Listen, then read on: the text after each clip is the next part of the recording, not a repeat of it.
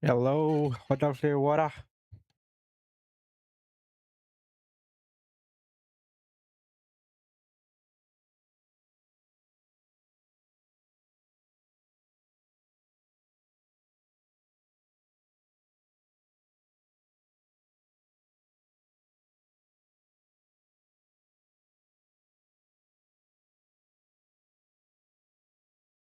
Running on our residin, you will pidin 1,000 dead shrine.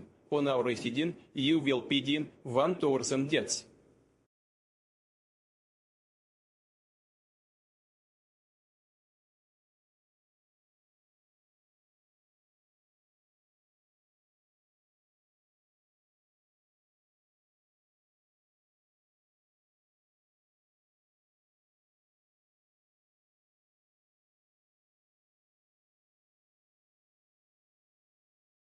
What's up, good looking people? What's up, Mr. Hot Dog Flavor Water? I've been talking. Damn, son. I was supposed to start like 2 hours ago. I just like the alarm rang and I just like dismissed it, and here I am. Yeah. But today, energy drink. So a little bit more energy with me. Gonna be a bit more upbeat. Good stuff.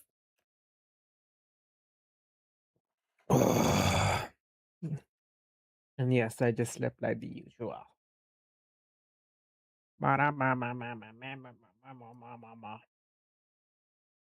Oh man, opening X in front of you all is dangerous.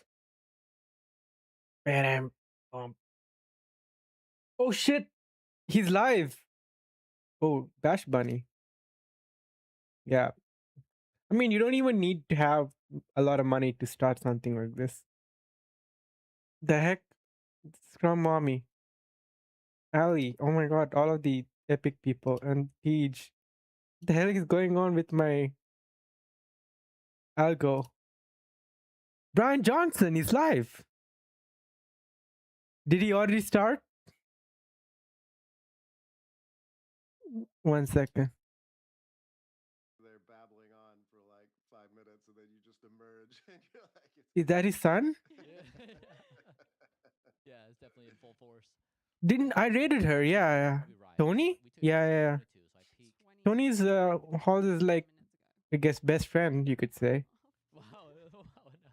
God girl. Yeah, okay. So Doze. Saying last time, people kept saying like you said you were peaking, and people were like, "Oh, he's not even close." To Yeah. peaking yet." Yeah, like so much time has passed. Like, Totally. Yeah. Oh, when? Yeah. So he has, how long has it been? Oh, 2 hours in. Damn. Yeah, that's what the internet coined her. God girl. After the first dose of shrooms.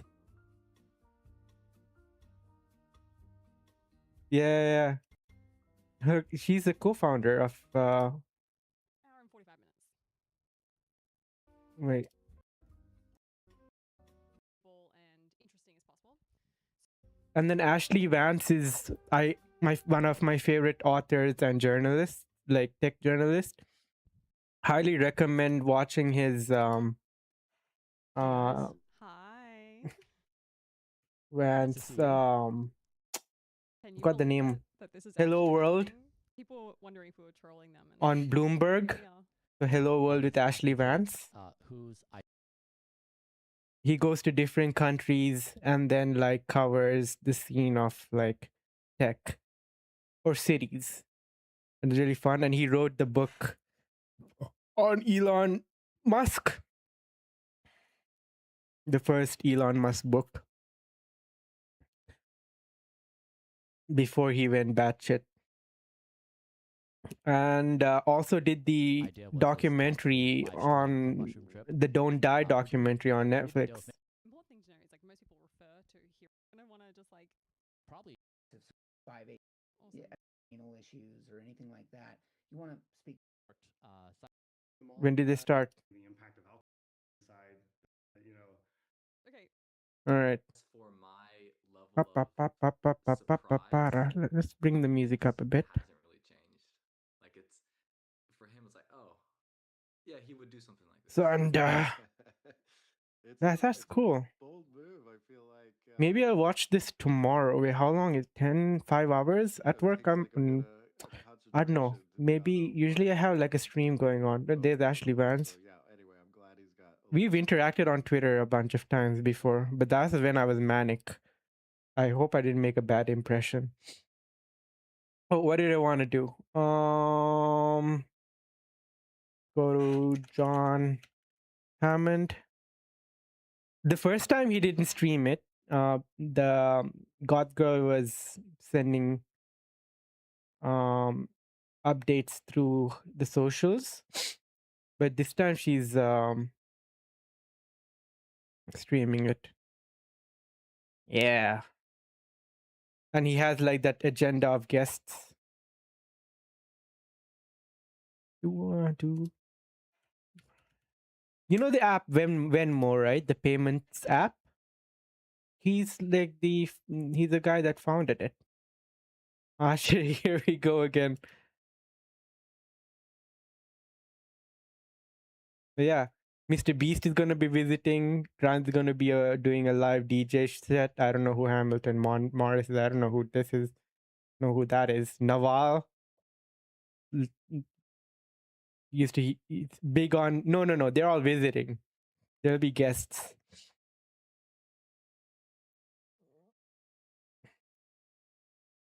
Eating the Timo out. Texas, and we're having. Should I post on Twitter that I'm live? Let me make a little post.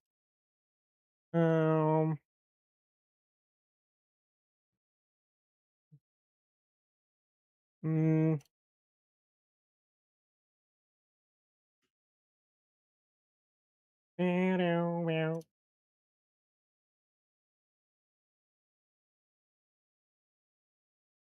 what did you eat? Thunderstruck. Oh no. You can hold. You can hold the if you have your phone or a speaker or headphones against your tummy, and I can talk to the food baby.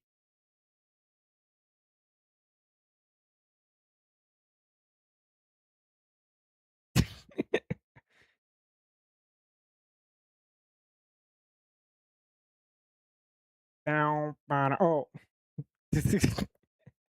Where is this?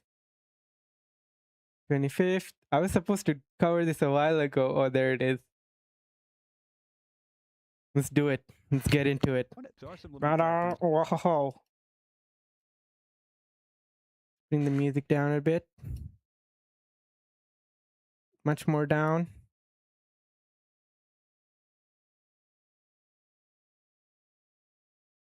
Alrighty. Hi, everyone. Thanks so much for tuning in. Look, I'm super excited about this conversation because I get to meet a new friend, Lethal Panda. This is hacker handle. Lethal Panda. I guess Panda with a And the cyber sick Ed Sheeran. Shikata, a good friend of ours, he introduced me, and Shikata is one of our instructors with Just Hacking Training. Another great friend. We've been on the channel before for Active Directory videos. But Panda, you have some super cool findings in the whole live streaming world. Is that right? Yeah, I do, and it's The live streaming world. Used chatbots in all of Twitch stream elements. In particular with the findings that I've discovered, it's not crazy like SQL injection where you're going to dump an entire database, get all these things. But the more remarkable part of this is demonstrating it to their support and their staffs and having them say, this is intended behavior, which anybody who could see what's going on could probably understand that it is indeed not intended.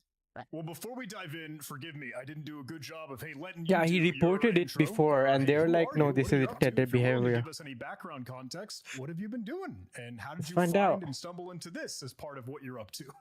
yeah, I'm Lethal Panda. I've been penetration tester for the last 5 years. Actually, very early in my career when I was first starting, I watched a lot of John Hammond videos to get me going. So Let's big thank you go. to you for all you do for the community, for one. And yeah, as far as finding this, I watch a lot of Twitch streams, frequent the website, have a bunch of different videos that I'll just be playing throughout the day, background noise, whatnot. And as anybody in any kind of offensive security, red team, penetration testing field does, they start noticing things when you're using your everyday website, app, and whatnot. You start seeing behavior, noticing things, and that begs the question of the hacker mindset of, does that do what they think it does? That's kind of how we got where we are today with this. One of the cool things I remember you had shown me was big, giant, infamous live streamer. I don't think there's anything wrong with me kind of saying, and we can show the clip if that's all right, but Jinxie had gotten accidentally, inadvertently banned because of this hiccup. Is that right? Yeah, and Oh, totally fine no. showing that clip. I think he's great at content, and that was certainly a great piece of content. Tell me. No, listen, bro. Who is this? Jinxie? Activity in the stream, bro. Seriously, paranormal activity. Jinxie, on my life, I did not do that. Someone changed my title? There is a ghost among us, bro.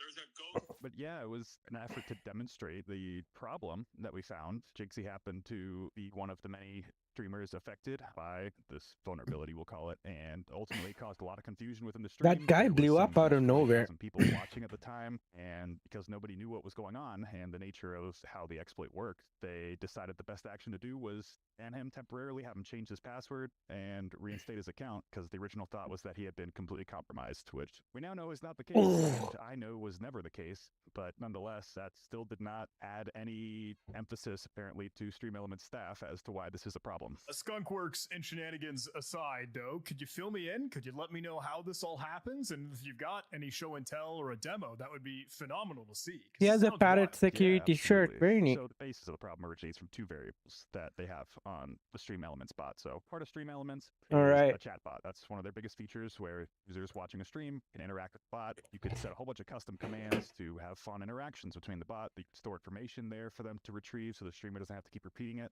But what I find is quite a big oversight with all of this is these two variables. So args variable, as it says, arg variable allows you to repeat, the bot will repeat an argument. Like if you say greet $1, and then the user goes greet world, the output would be hello world. And you can figure that these are all part of the custom commands. Some of the default commands as well take advantage of a lot of these different variables that you can turn on or off as the streamer. But it is the args being $1, 2, 3, and so forth in the parentheses, or braces. Open and close brace works as well. And much like array indexing, this functions the same way. So 1's going to be that first element after the command. If you put a 0 there, it would repeat the command itself. And that's kind of what started sparking the interest in my head. This behavior I've seen before and I'm familiar with, and that kind of started making me question, what else can it do? Yeah, I mean, this maps to me like basically function arguments, right? But I think of like a bash script or something. You're used to like a $1 for command line arguments,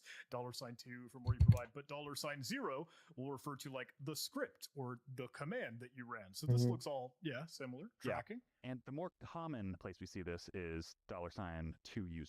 And this is two users just an alias for $1 to grab the first argument. And so this is typically the variable that we'll see in streamers' Stream Elements instances. That's what's most commonly used, and that's also what we ultimately were searching for. All the Stream Elements commands are largely public. You can, all the URLs for every streamer who lists their commands out, you could throw in their Twitch handles into there and start crawling the pages and see if they're affected. And when we did that, we found 300, 400 of the top 1,000 streamers were affected in some way, which is terrifying that, again, Stream Elements sees no problem with this.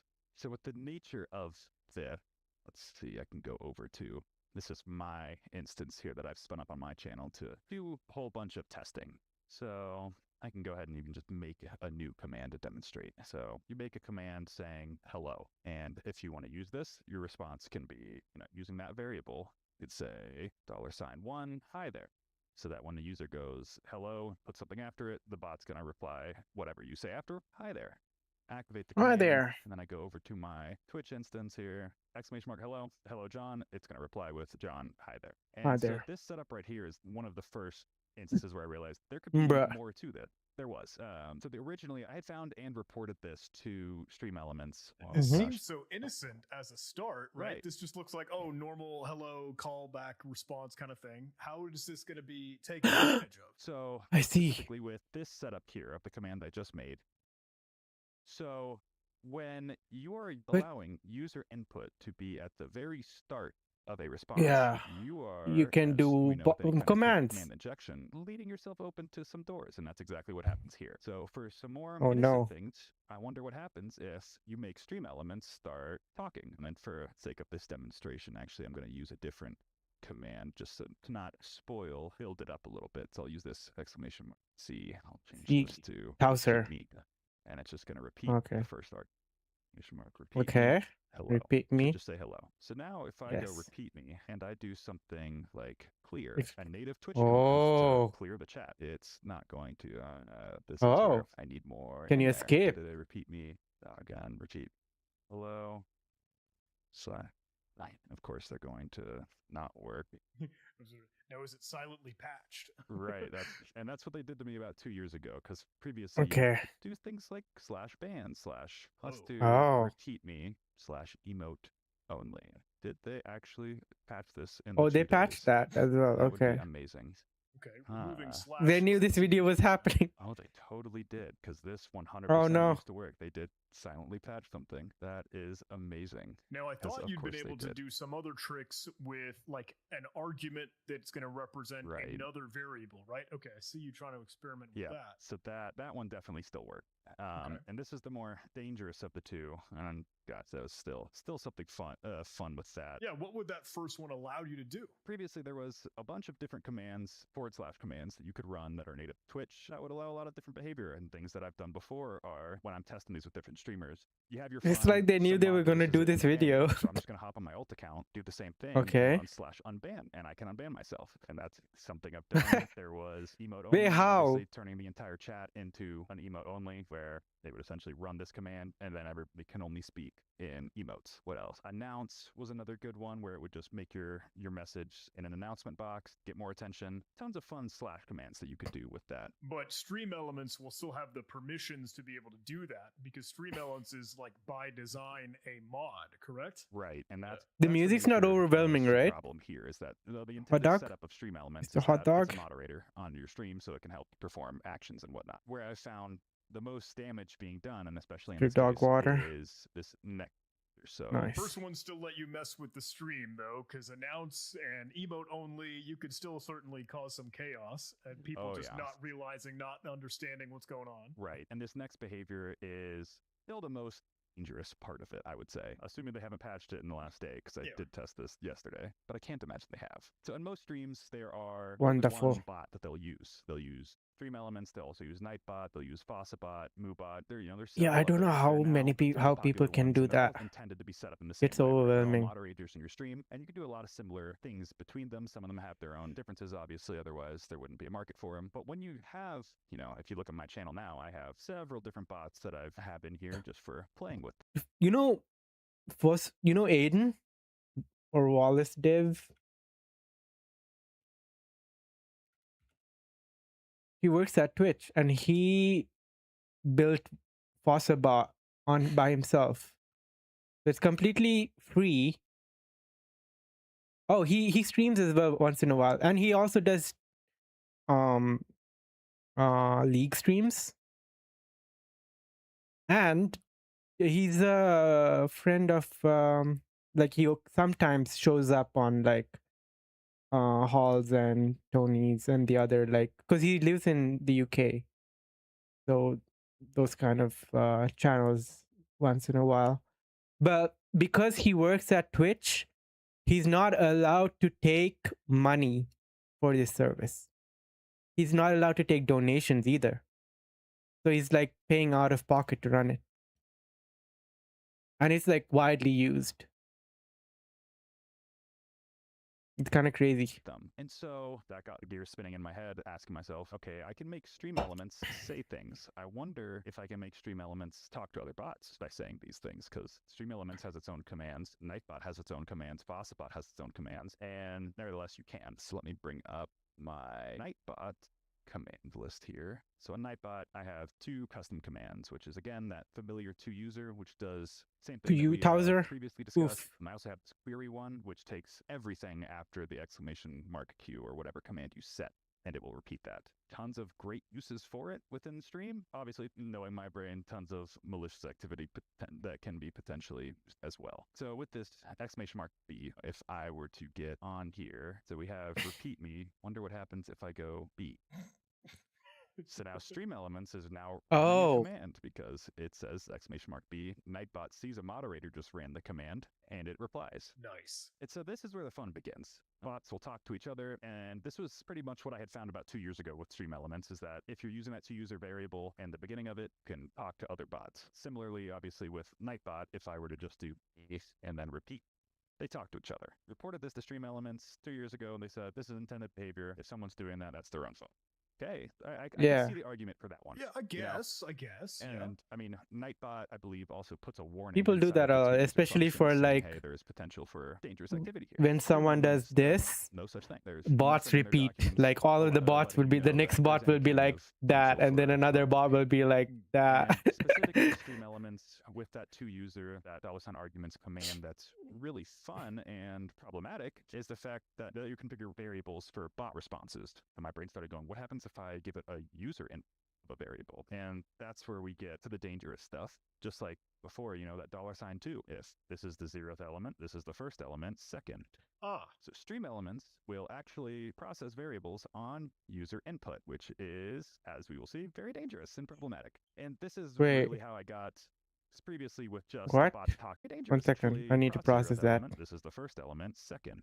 So stream elements will actually process variables on user input, which is, as we will see, very dangerous and problematic. And this is really how I got previously with just the bots talking to each other. You had to have very specific commands to do anything really dangerous or really damaging to a stream, to any kind of video, because it would only grab the first word. Whatever's after that is then what you're depending on to run that secondary command as the second.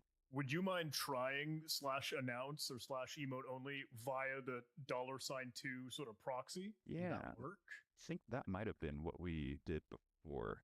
Let's see. Maybe they still truncate or remove the /. Yeah, that's what it is. It worked. They're stripping the forward emote slash, only. and that's what it is. So similarly, emote only. Well done.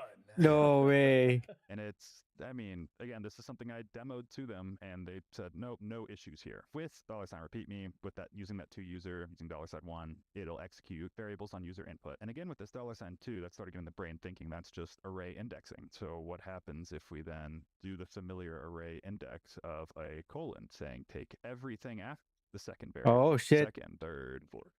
And nevertheless, it is going to repeat every variable, including and after that second index. And this is where the fun begins. Again, with bots talking to each other, stream elements lets you arbitrarily put anything in the front of it. You could start taking advantage of either custom commands or, in this case, default commands that exist on either any other bot besides stream elements, because unfortunately, stream elements won't respond to its own commands that it says, so I can't trigger it from itself. But as we see here with $commands, obviously they both have this.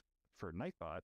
commands is also the command that allows you to add commands to itself. So if I want to command add, if I can add commands for myself using stream elements on Nightbot. So if I'm just a regular user in the stream and I discover this, I can then go commands, add $panda, and then using that other query variable, I can set that, and Nightbot says the command panda has been added successfully.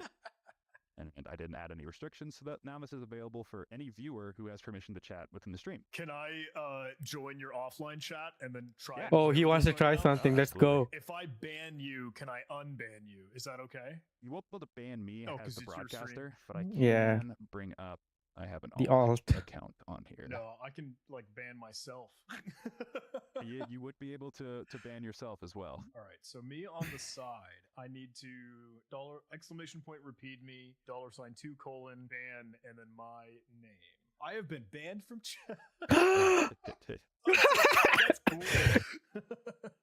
It's something else. And what's What the fuck? fun with that as well? I didn't mean to derail you. I just think this is so not funny. At all. No, It's this good is so log cool. in with my alt account as well. How Secret did account no I'm one now think on. of? I mean, he did Alt. think of this a I'm while not ago, just- but not like, the broadcaster. I'm a regular user, and now oh if man, have I could have access used to that this. command, and I go /unban. And you won't see it on the alt account, but on my broadcaster account, you can clearly see that it has been unbanned. And that is how I Nice. continued having my fun on regular accounts on other streams. Amazing Taking stuff. screenshots. Yeah, this is hysterical. Yeah. Unfortunately, some commands like /mod are broadcaster only. So Yeah, I'm able to mod broadcaster myself, only. can't make Yeah. myself VIP. But there is a handful of things that you do have access to that would potentially disrupt the stream. And again, demoed all of this stream elements, and they decided this is not a problem. Who wants to volunteer? It's over. It's patched, man.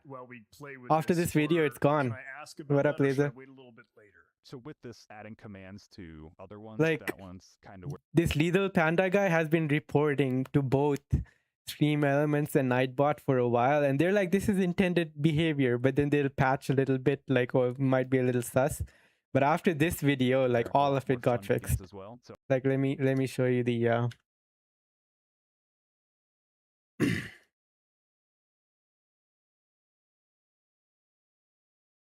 John. God damn it.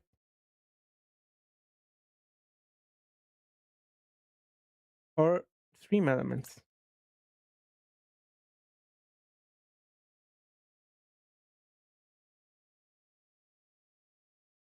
Yeah, see, they made the video.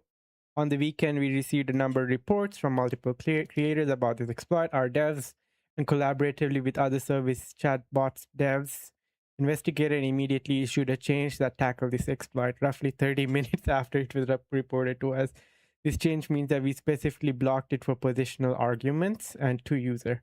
We want to thank everyone who reported it. And then I think people on chat on this kind of stop lying. Problem was reported in July and you did not work on the problem till it had to be fixed because they made it public. Lethal Panda told you 2 years ago about the exploit. You didn't fix it, so they had to expose you. It's a bit ironic you're patting yourself on the back for this now when the issue was reported back in July. When Panda contacted you, your support team explicitly said it was intended behavior. Claiming you tackled this exploit in 30 minutes isn't accurate. Yep.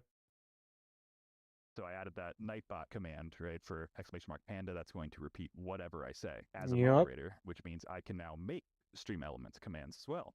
So I can go Panda, and it's just going to repeat what I say. So I believe CMD for stream elements, add Panda2, and this is where we can really start taking advantage of other stream elements variables that are there. So for example, what we saw with Jinxie is the set title variable. Yeah. Set title starts with that, takes a space, and then you can put whatever title you'd like there. So if I then go back to chat, actually I'll do this from alt account is the coolest thing. Right, dark theme here. Could stop Thank you. You saved myself. everyone in the comments. Yeah, so we have the Panda command, and I'm going to make Nightbot repeat command add Panda2, and if I go set title, and then again take, we'll use the 1 colon so that I can really grab anything I want as for the title. Yep, so stream elements acknowledges Nightbot saying successfully added the command Panda2. So if I then go Panda2, this should be a new title. And it's going to take a second for the interface to actually register the change. But there we go. This should be a new title. There's a ghost in the chat.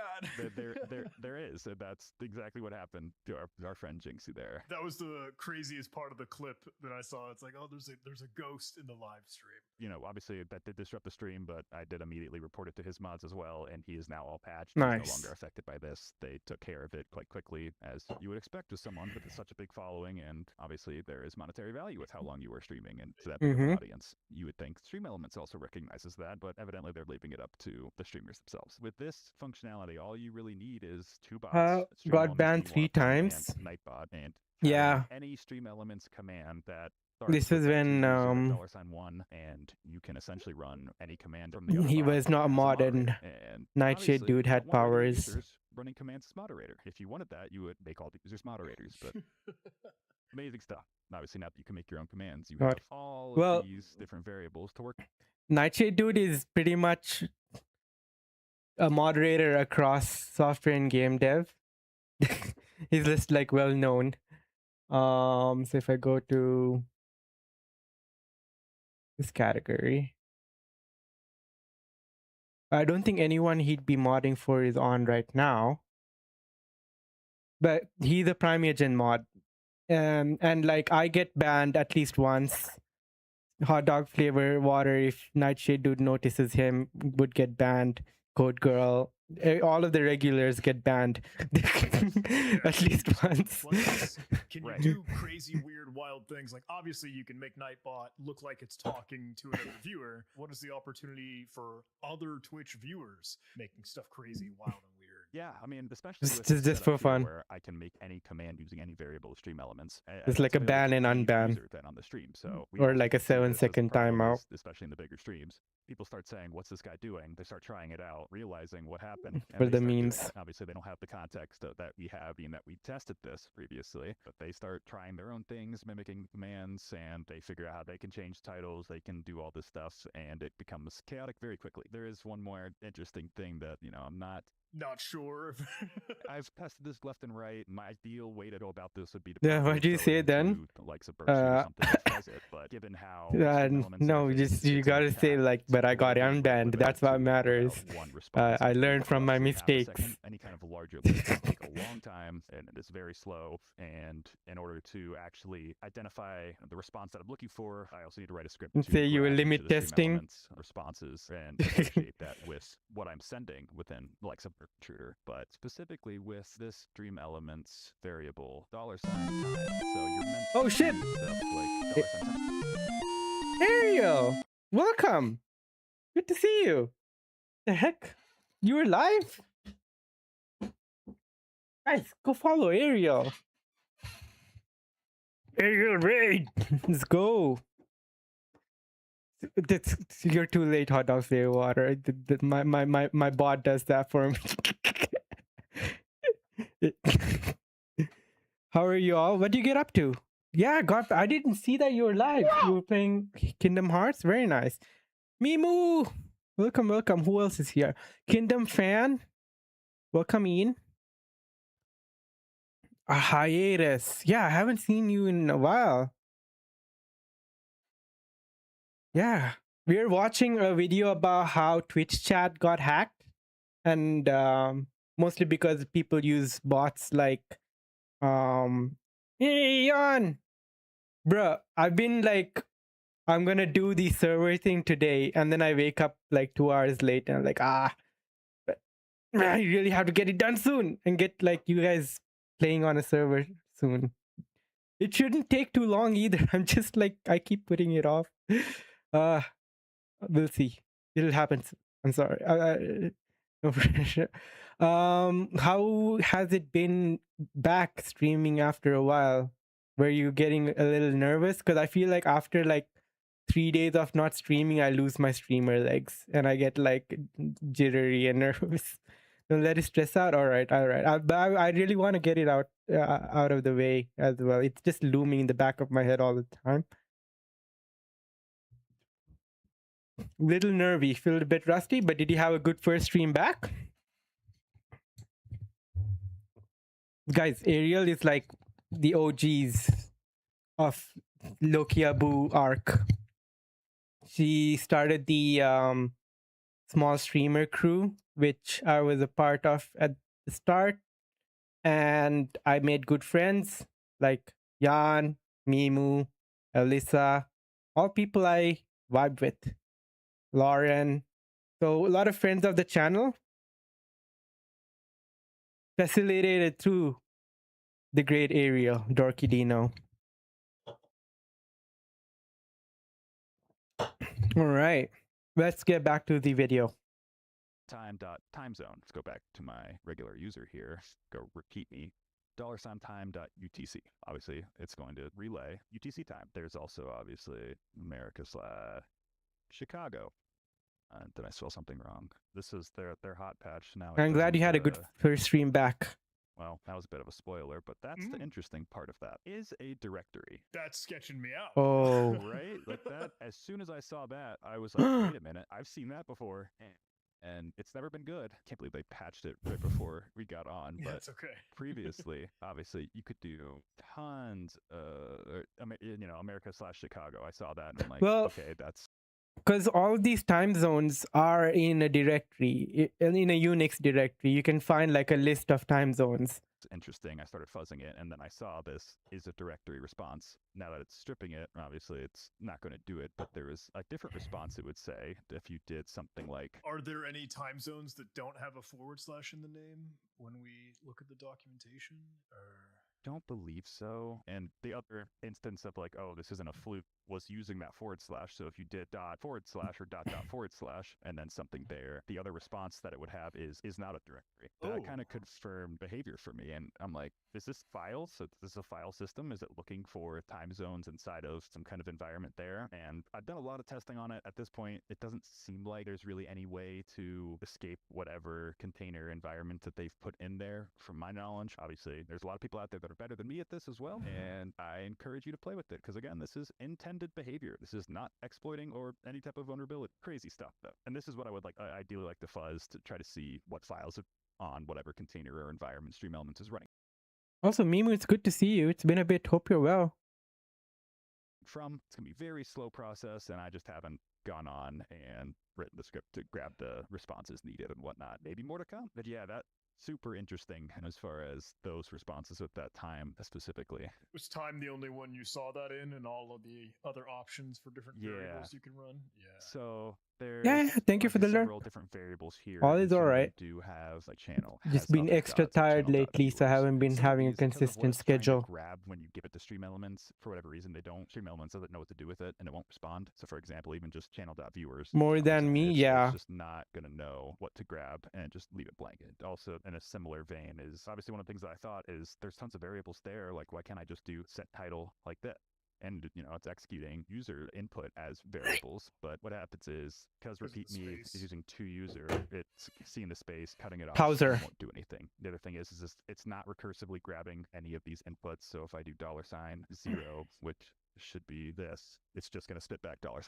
I guess for them, thankfully, that's the case, because otherwise there would be much more impact that you could very easily do, specifically with that set title. Yeah, it'll just spam it. If you could run variables like that, you don't even need it in front of the command. You could just put anywhere in the command, be able to set the title of the stream to whatever you want it. There are some limiting factors. Obviously, there are certain conditions that need to be true in order for a streamer's environment to be vulnerable, but over 300 of the top 1,000 streamers do have some kind of impact from this, which is crazy. Can I ask how, without, accidentally by any means unintentionally putting anything in the crosshairs, but is there a way to see that? I know you mentioned, you said, the commands are public, but can you see what each command does for different streamers? Or I don't have that script actually on me. So I was working with this, figuring all these things out with a couple of my friends also on Discord. Shout out Sticky Spot. That's our little group. And one of the guys there is who wrote the Python scraper to go check Stream Elements commands. Again, this is a tab where I'm not logged in at all. But anybody who has a Stream Elements chatbot, this is what their interface looks like. streamelements.com/lethal_panda_. You can go and see all of their commands that they have enabled on their stream, including the variables and how that's all defined. So obviously you can see all my testing previously, but one we've been using repeat me $2user. So yeah, we wrote a script to just go on Twitch,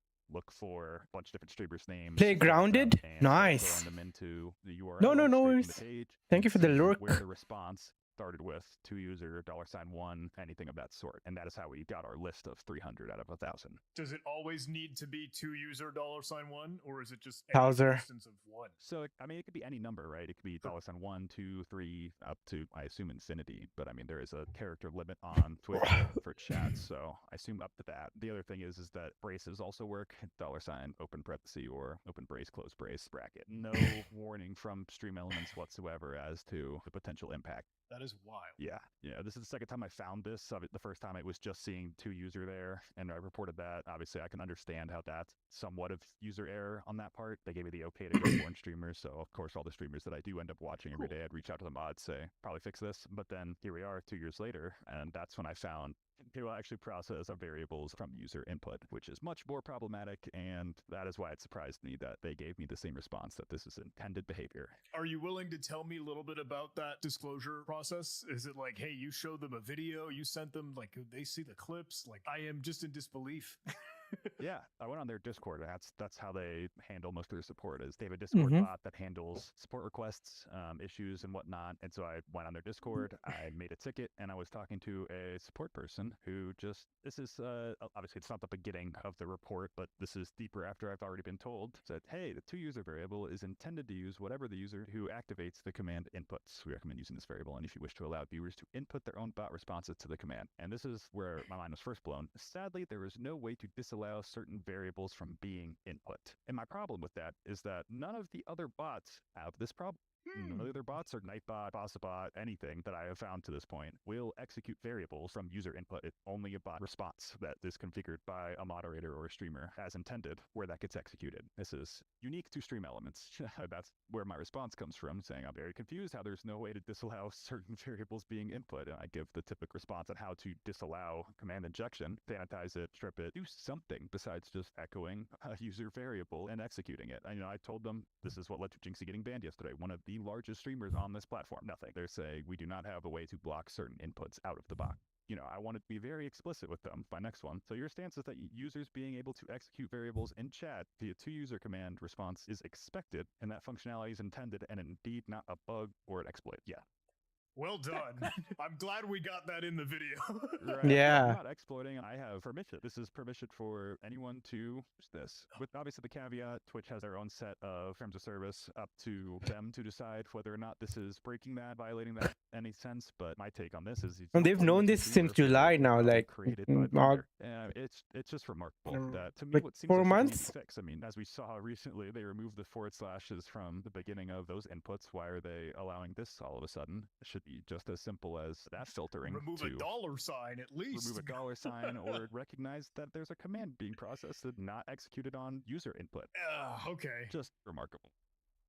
This is weird. This is a weird video, but I mean, they have already established, hey, this is fine, but I know a lot of people are like, whoa, wow, okay, that explains the Jinxie thing for one thing. But goodness gracious, thank you so much for showing this to me, Amanda. Wow. Yeah, of course. So that I hope that someone at Stream Elements sees this and realizes this maybe isn't what we intended for them to be able to do. Because ultimately, that's the goal. You I want to add this video 2 years ago on my and YouTube I guess description. July. I think we're safely in the 90 days disclosure thing. No matter what, Right. we're in the clear.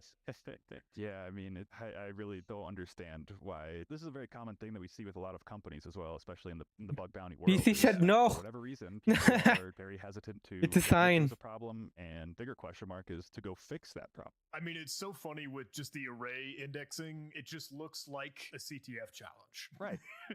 and that's what it felt like. I mean, I spent many hours after work for several days just playing with this thing. So what can it do? And I found that it can do quite a lot on a lot of different streams. A lot of fun to play with and see. It's always fun to find these types of things, especially on. Oh, I forgot my dollar sign. That's what it was. Right. Got his name from And I mean, Xbox. with the slash commands as well, there's another one that we found that does work and is very impactful to a streamer. Would be there's slash commercial. Ops working? Yeah. Run ad. I'm not an affiliate on Twitch and I'm not live, so it's not actually Commercial? going to work on my stream. But we may or may not have seen this behavior work on other streamers, where you can do slash commercial 180 and run a 3-minute commercial in the middle of Oh. Or ban everyone in chat. There's Yeah. just so. It's just, again, like you said, hey, every user now gets to be a mod. Right. Funny and wild. Well done, Stream Elements. I mean, it's a lot of fun for me.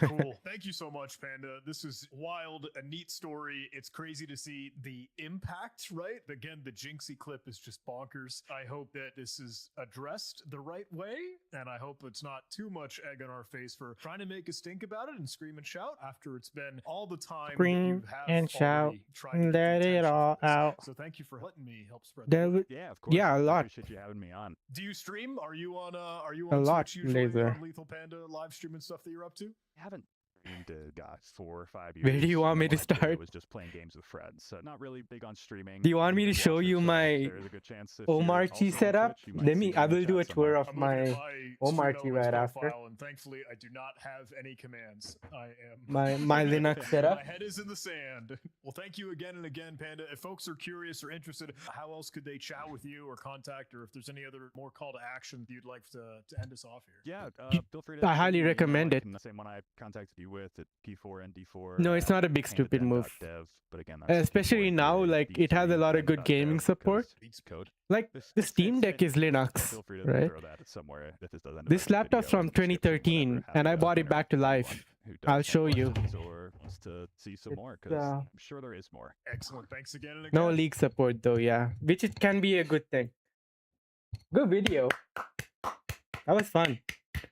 I wanna watch more stuff like this. Will your life be hell? No, your life will be fun. Hey Jackie, welcome, guys.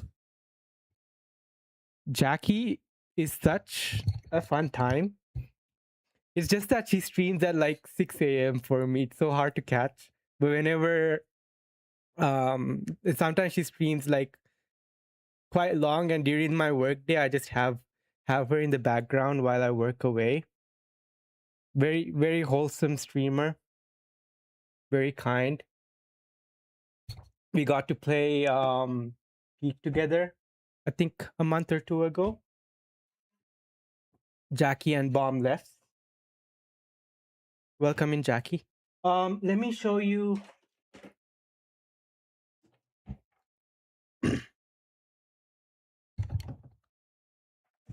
my Omarchi setup, laser. But this is like hard mode.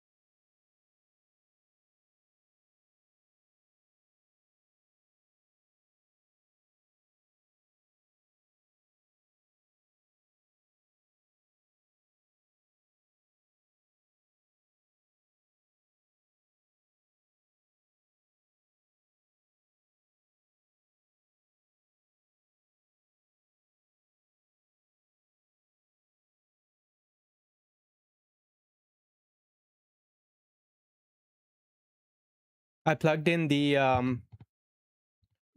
capture card and it switched to it. I don't like how Windows does that. Rip microphone. But later, set the title. Since you're gonna be learned, you can just use the title command. Is there a battery on this thing? Let's see. Teaching babies Linux, good. Not playing League. Hey. Oh, the battery is dead. Let me charge.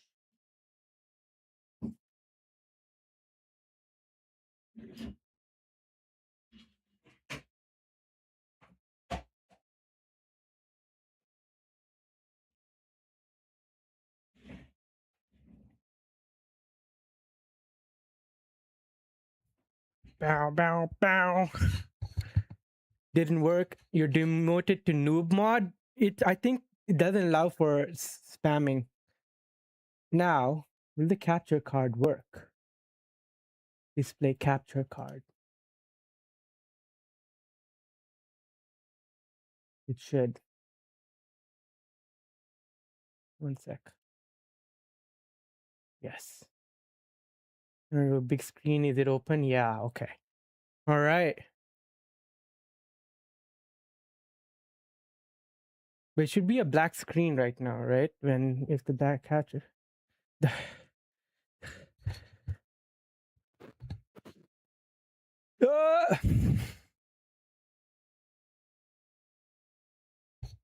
Reboot the system. How you been, Jackie? How's your morning? It's like 12:30 a.m. for me. So like we're opposite sides of the world. The wild.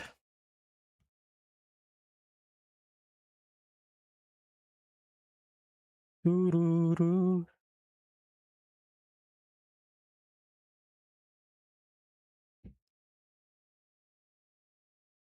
Should I turn the music up? Let's turn the music up.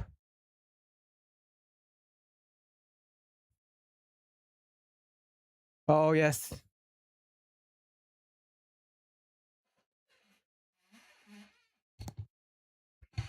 All right. I tweaked my Omarchi a little bit, changed the branding. Went out, had brunch with a friend, and then we went to a cool store. Nice. Was it like a thrift store or an antique store? Or what brand of store? Because like when I think cool, those are two things that come to my mind. I like antique stores. I don't buy the things there, but I just like window shopping.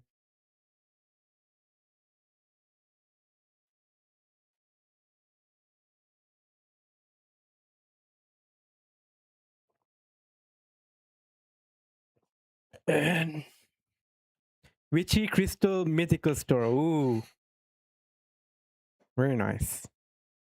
You get any cool rocks? I think because the battery like died out, it's taking a bit to charge first. Oh, I need to disable secure boot because the CMOS reset. You like window shopping? Yeah, Microsoft. I Microsoft is good for its streaming. Linux not good for streaming. And you guys seen how complicated my audio engineering is. No, Atlas. Atlas, no, you can't go out.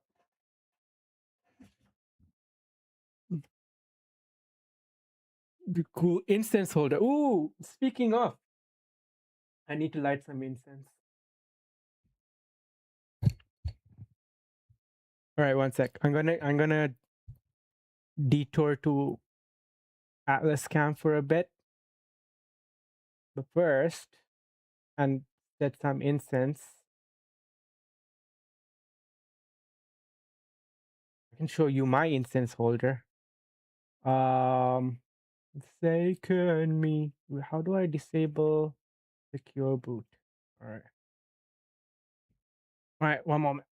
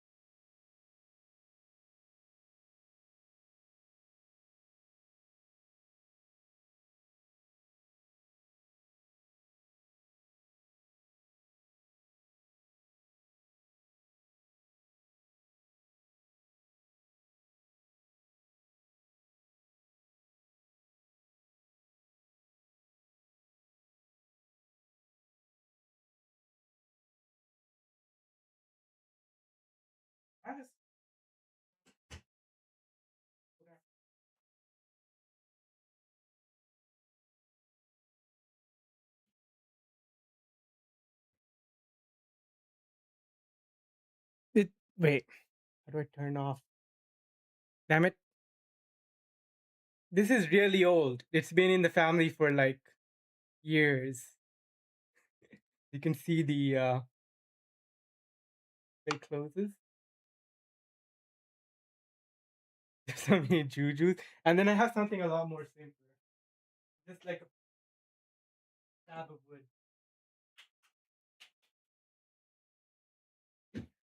Yeah. One moment.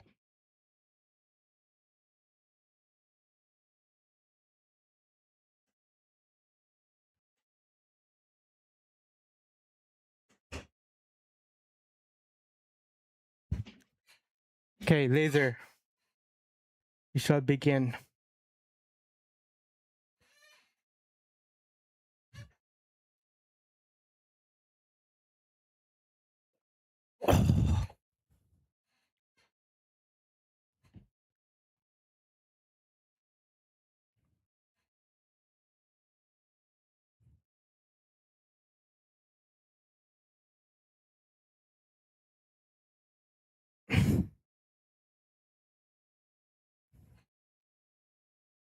Hodl. There you go. It originally had the Omarchi branding and I just changed it to this.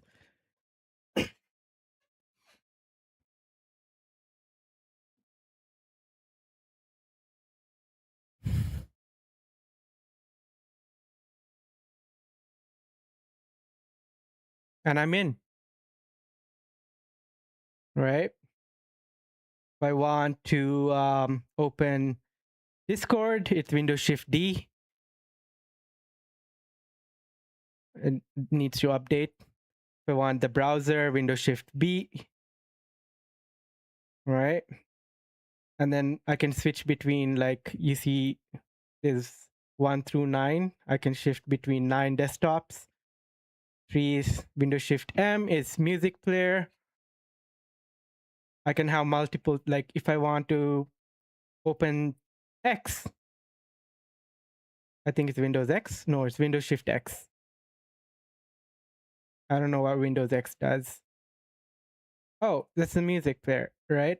Then I can shift the music player from desktop 2 to desktop 3 by pressing Windows on the activated window. And I can shift between active windows using the Windows and the arrow keys. Right? And I can resize windows with the Windows and the left button. Damn it. Hello, Laser. Sorry. Hello, Nail Pointer. Welcome in.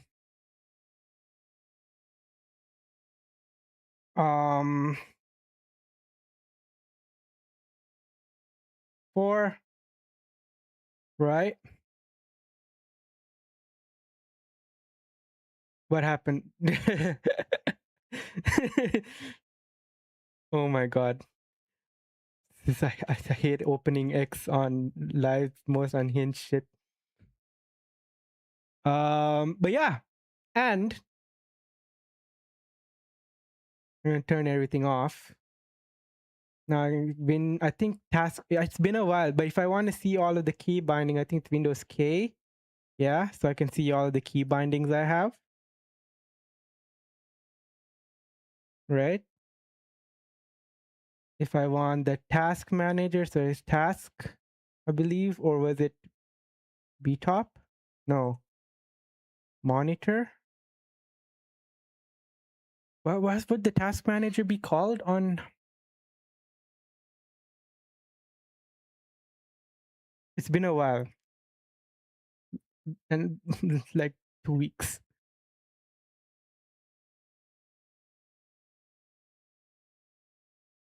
Activity. Okay. So if I do Super Shift T, this is like the task manager. Let me turn off cat cam for a bit. I have 8 GB of RAM on the system. And right now 1.4 is being used.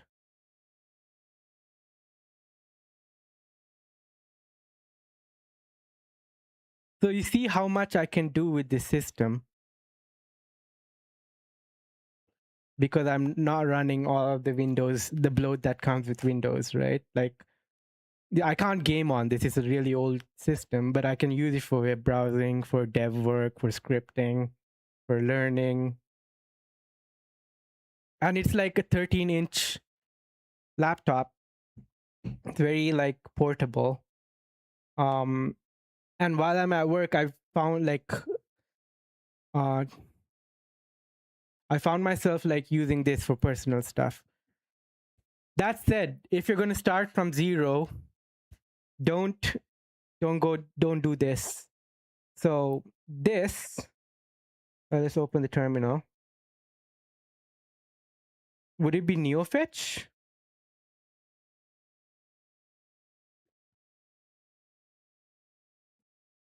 What would be the compatible whatever? Yeah, there's like a layer called Wine, a translation layer to run Windows stuff. But like, there's so many apps that like work with Linux out of the box, or like an open source alternative that supports Linux. And fast fetch. Okay. Proton, the translation layer. Correct me if I'm wrong, Neil Pointer. Proton's based on Wine, right? Is it built? It's built on top of Wine.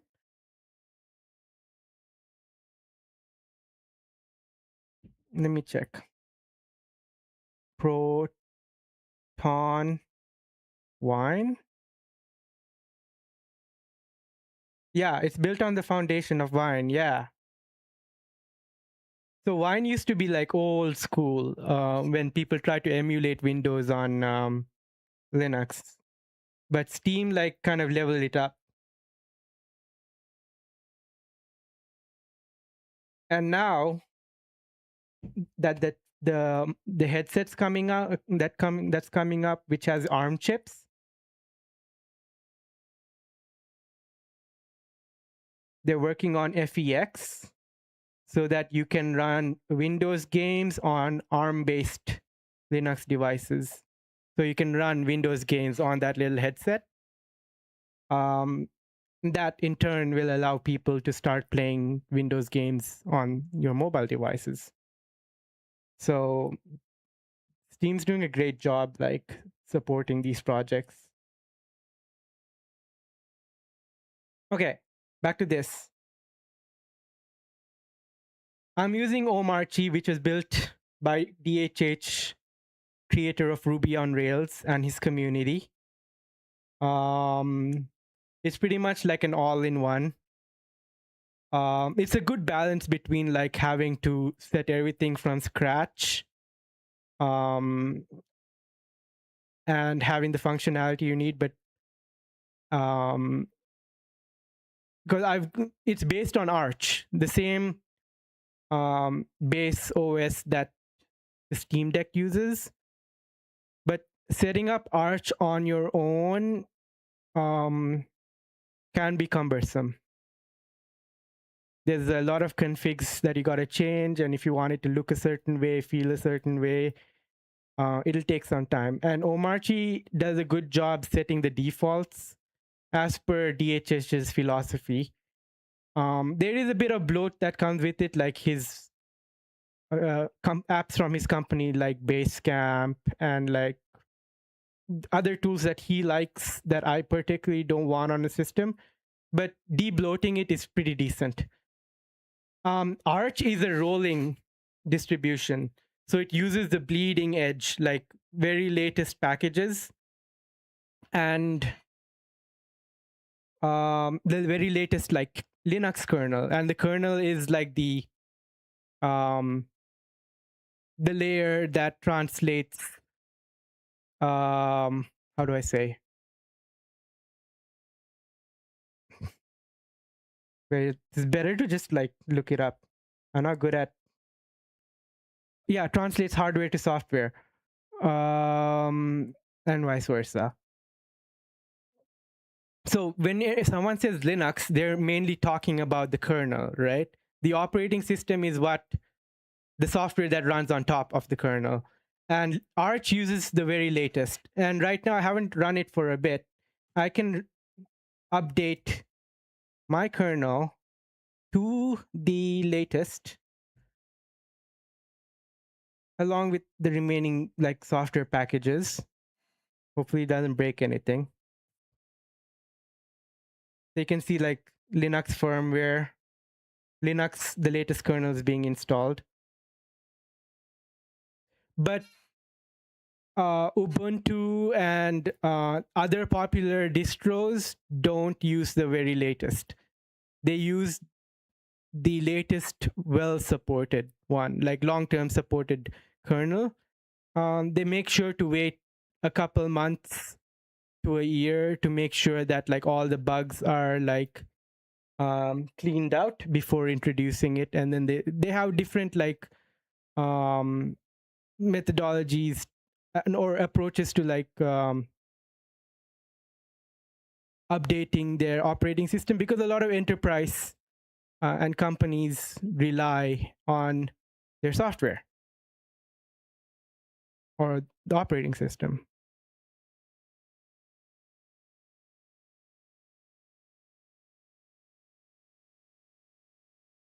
Bum, bada, bum.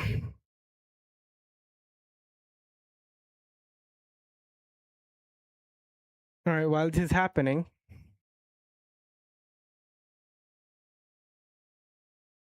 a good start I'd like to recommend people, which is like a decent crash course, is Linux Journey.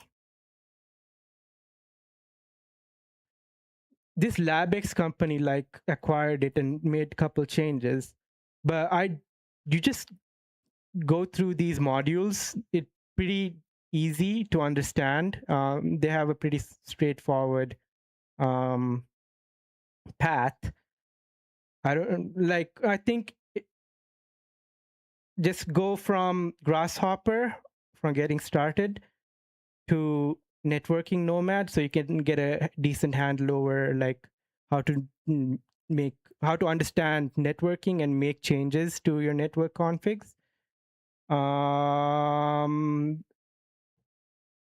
Getting started, and there's like a little history of Linux, why it came to be and how far it has come.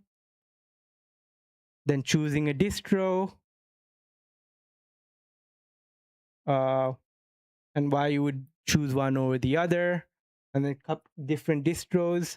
So Debian is what Ubuntu is based on. So like, if you go to distro watch,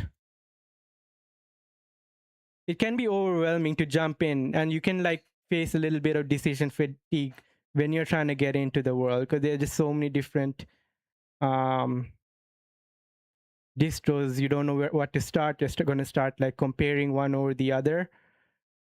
But the main big changes between one distro or the other, changes or differences, for CHAN boards, would be the package manager.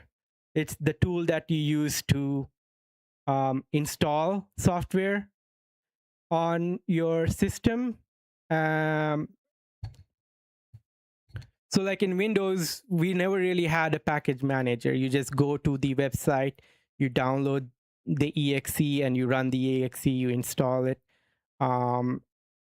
Sometimes you don't get the exe from like the trusted source. Someone might modify it and put malicious code into it and upload it somewhere else. You do the wrong search, and there's no centralized way until recently, where there's like the whole like Windows Store, and now you have the winget command where you can install apps from the terminal. So in Linux, the choice of like the package manager, we'll get to the different package managers that are available, and the desktop environment. Right now, this desktop environment, I won't really say it's a desktop environment, because like I had to like Omarchi comes with like a lot of pre-shipped, but this is a tiling window manager. So the software that you use to manage the windows is called a window manager. A desktop environment comes with everything. It comes with the window manager, it comes with the menu, it comes with the app launcher, all the widgets, everything that you usually get in an operating system out of the box, or a general purpose operating system, a system that's like meant for the general public, comes with a desktop environment, handles all of that. So popular desktop environments, there is GNOME, which is what Ubuntu uses, right? and it comes with like some pre-installed apps that make life easier, like contacts, calendar, blah blah blah. Comes with a store that you can use, a UI that you can use to install apps. KDE, Gnome is a little bit heavier. KDE, a lot more lighter. This is what is on the Steam Deck. Another desktop manager that's a lot similar to how Windows has a lot similar to Windows' layout. What are the other popular? GNOME and KDE is what comes to my mind. Desktop managers. Damn it.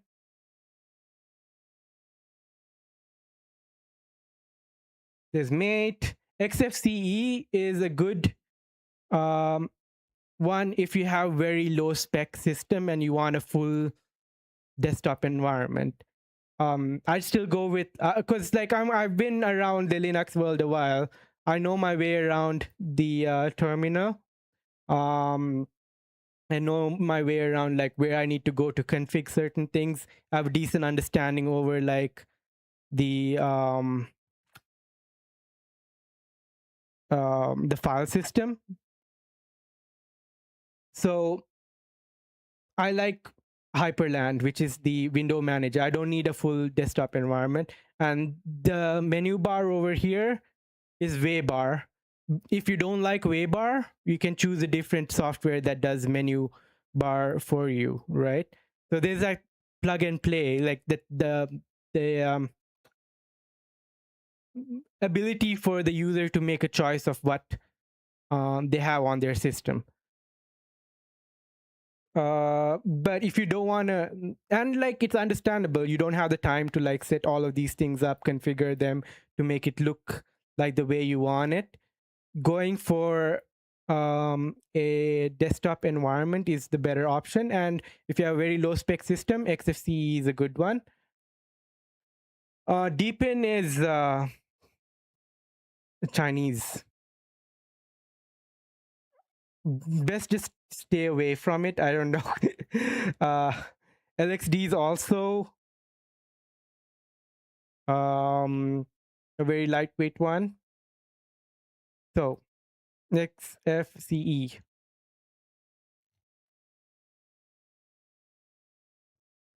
Very lightweight. You can see it's quite minimalistic. Let's see if there are images I can show of XFCE. And there's a lot of like ability to theme it. You'll be given the defaults, but there is the ability to make it look better. Just because it's lightweight doesn't mean that you can't make it look good. XFCE is a little bit more along the lines of holy shit, what happened? A mix of like Mac and Windows, because you do have like the app launcher on top. All right. So yeah, those are like pretty much the two main differences you're gonna see in distros, because there are more. Yeah, that performance aspect. And I don't know, you really learn what an operating system does in the background.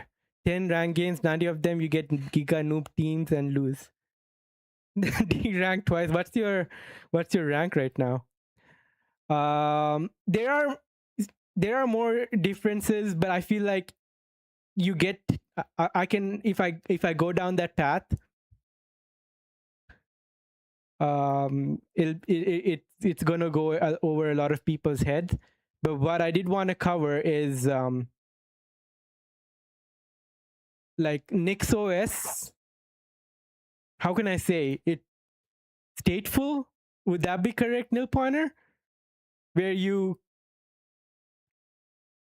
before you install Nix can fix this. Is stateful the correct word? Where you like define everything that's good night, hot dog flavor water. Thanks for hanging. More time on the computer. Yeah, because like you define everything in a config file before you install the system, right? Like this is what you want. These are the drivers you want installed. These are the apps you want installed. All of it in a config file. The settings you want, where the settings are going to be located. The like from an external storage, this is what you want copied over to a certain location, and then you run the install script, and that config, like the installation script will follow that config and install it as per your requirements. The cool thing about using that path is it allows for reproducibility. So if you know what you want your system to look like, the ability to like reinstall is going to be a lot easier. It's just that the first run's going to be tough because you have to like figure out how to do the whole config thing. But there's a lot of like, disagreements taking this path. Some people just would rather spend a lot of time working on their Arch system, placing everything at once, and then going through whatever they did and making a simple bash script. So you know how in Windows we have the command line and the PowerShell, and PowerShell to run like commands across the system, and you can run a series of actions sequentially. On Linux you have bash, and you can use, the thing is you don't even know what you want and what you would be missing from Windows. It's about what you're gonna get rid of that you don't want in Windows. Like, do you like being asked to log in with OneDrive? No. Do you like ads in your system? Do you want Candy Crush being shoved on your brand new fresh Windows install?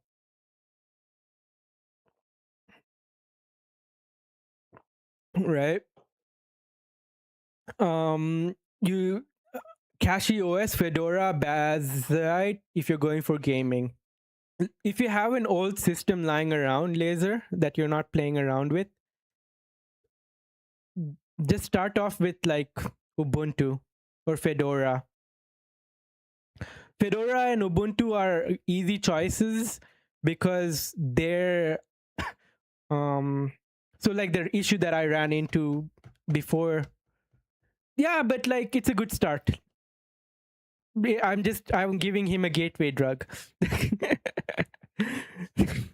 It's how I started. It's the gateway drug, right? You start off with one and you're like, okay, I want to try something else, and then you go. That's the journey that we all go through, right? Like, Fedora is also rolling release as well. But out of the box, Ubuntu supports a lot. It's bloated. It comes with, but it's not as bloated as Windows. What else? What did I want to say? Well supported. And the other thing about Ubuntu and Fedora specifically is the operating system is signed, so you don't need to disable secure boot. What I faced at the start before I booted this Omarchi is the battery went to 0, the CMOS reset. When the CMOS resets, the BIOS settings reset, and secure boot got turned on. You need to turn off secure boot when you're installing like an unsigned operating system, and Arch would be an unsigned. Omarchi is unsigned. Ubuntu, Fedora, they have the money and backing to pay, I guess, Intel or whoever handles these signatures to get these signatures on, like, I don't know, on the motherboards or whatever. Don't really understand how secure boot works. So you don't have to turn off secure boot when you're installing the two. Later on, you can jump in and see how it goes. And distro, and part of like the Linux journey is distro hopping. or early Linux journey. You're going to jump between distros. You're going to see what one distro does right over the other, because each distro has like their own philosophy, own set of apps. They choose one desktop environment over the other, one set of like apps, like because or package manager. All right, let's see what else I can explain. So rel is something you pay for, but Fedora is upstream from rel. So like a lot of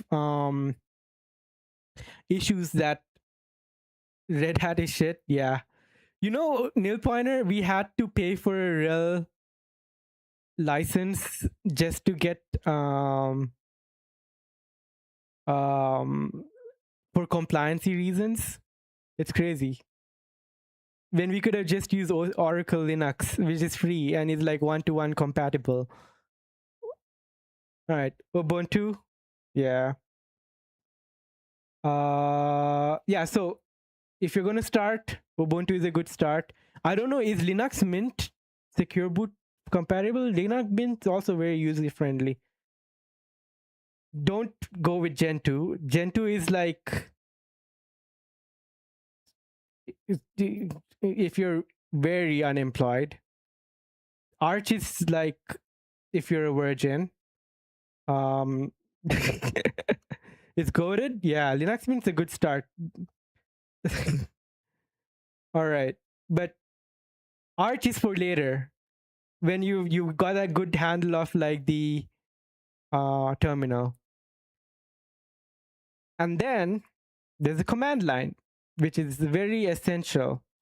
When you know how to use the command line, you'll love not being on the GUI. There's so much you can do with it. You can do a lot at once in one command. You can set aliases for a command to execute them quickly.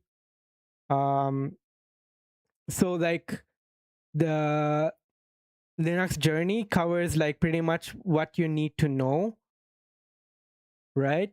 And I would recommend, you can just, there are videos on like 50 bash commands. Like this is pretty good. Network track, 60 Linux commands you need to know in 10 minutes. They cover like a lot of useful things you can do. There's also fire ships like bash in 100 seconds that, you know, is very quick. Like, oh, look at the possibilities with the command line. And it's very easy. It's not, it can seem daunting. But it's literally just talking to your computer, telling what to do. I'll give you a quick crash course. You can see up there, right? PWD. Wait, can I increase the text? Why can I not increase? Okay. PWD, print working directory. And that's the directory I'm in right now. LS is to list the files and folders in this directory. CD, change directory. I can go to work. LS, right? And then you can combine commands. So I'm going to go back. CD ... is one step back.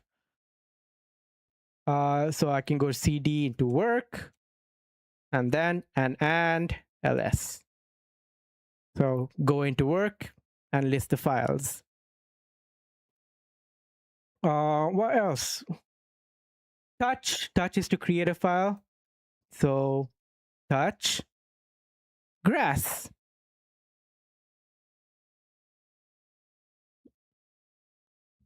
There.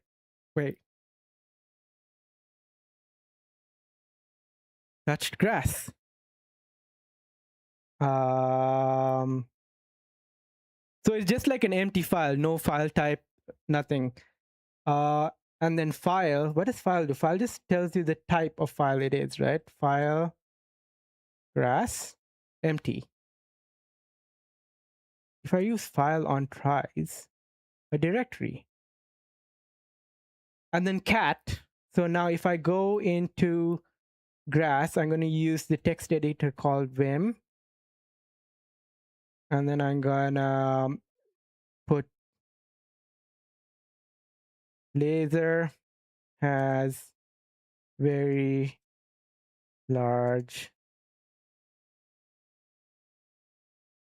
team. And then I write it. So cat, what it does is pretty much outputs the content of the file. Laser has very large peen. And I can just cat my to do. I don't have to open it. I can just like output what's inside. And you know, I've been writing commands in and out in the past like 2 minutes, right? I can see the history of my commands. I just type history, and these are the commands I ran last. All right. So you see, I ran a cat to see like my hyperland. Yeah, you do. If I want, you can install any file manager of your choice. So, right, I use Nautilus, which is a pretty decent file manager, right?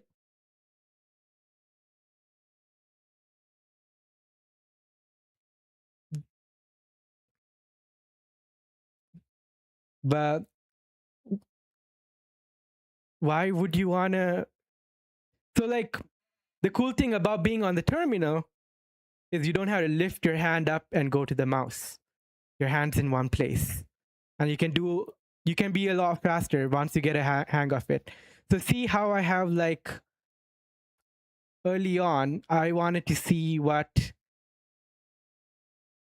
you live like this. I prefer to live like this.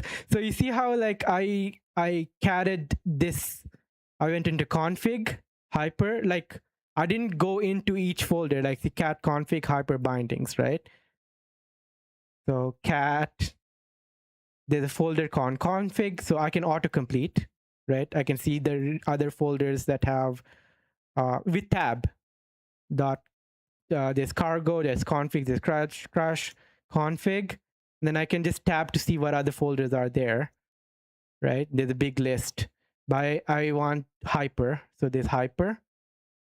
And then I want the bindings. So I've been like tabbing my way through it, and I know I pretty much can cat the contents of bindings.conf while I'm still at the home directory. So I didn't leave the home directory.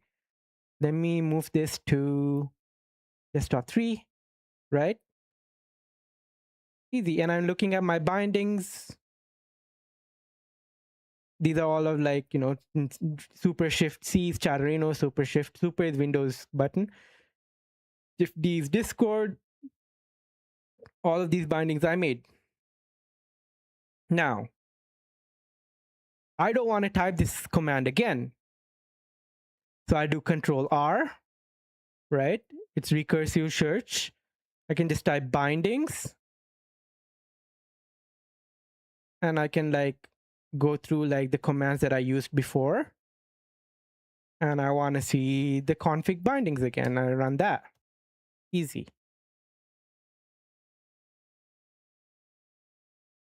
And then there's less, pretty much less runs the cat like displays the whole file. Less just runs like, I guess, from the top or from the bottom?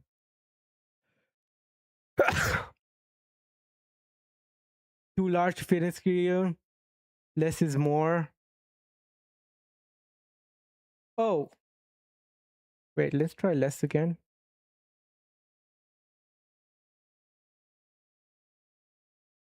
Less. Okay. Okay. This tail, you see the last 10 lines, or you can specify the number of lines to see the tail end. So if you have logs, right? If you go to the root of the file system, Wait, that would be the very beginning. Because right now, we're in home abu, right? We are going to root. This is like the very beginning of the file system. Bin is where all of like the apps are. The boot is all like boot related files. Dev is like the devices that are connected to the system. Etc are the config, and home is where like my home items are. And then temp is where, you know, like logs and stuff would be, right? I'm a bit rusty. Where would the logs be?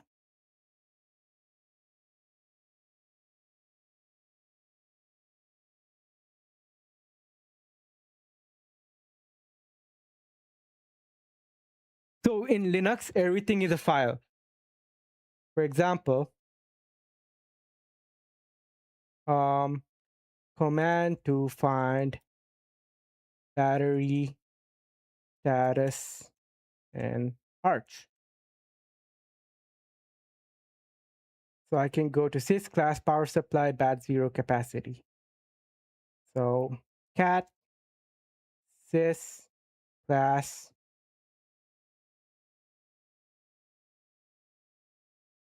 power supply. Where's power? Yeah, power supply. Bat 0. Oh, and then charge now. That's the current charge. You can see the capacity, 25%. And that's where, like, you know, I guess tools like Waybar kind of pulls the information from. So everything in Linux is a file. That's like something you need to wrap your head around. Let's go back to Linux journey. History, I covered that. CP is to copy, if you want to copy files or directory from one area to another. MV is to move. mkdir is to make a directory, and you can make multiple directories at once. RM, remove. Find is like, you know, finding files across the system. There's help, and there's man. Hey. So let's go back to my home folder. So like the squiggly line, is this a shortcut to go back? Wait, is that? Yeah. PW to home folder. So you do pwd. So say I want to know what pwd do. Man pwd, manual of pwd, and then you can get like extra options.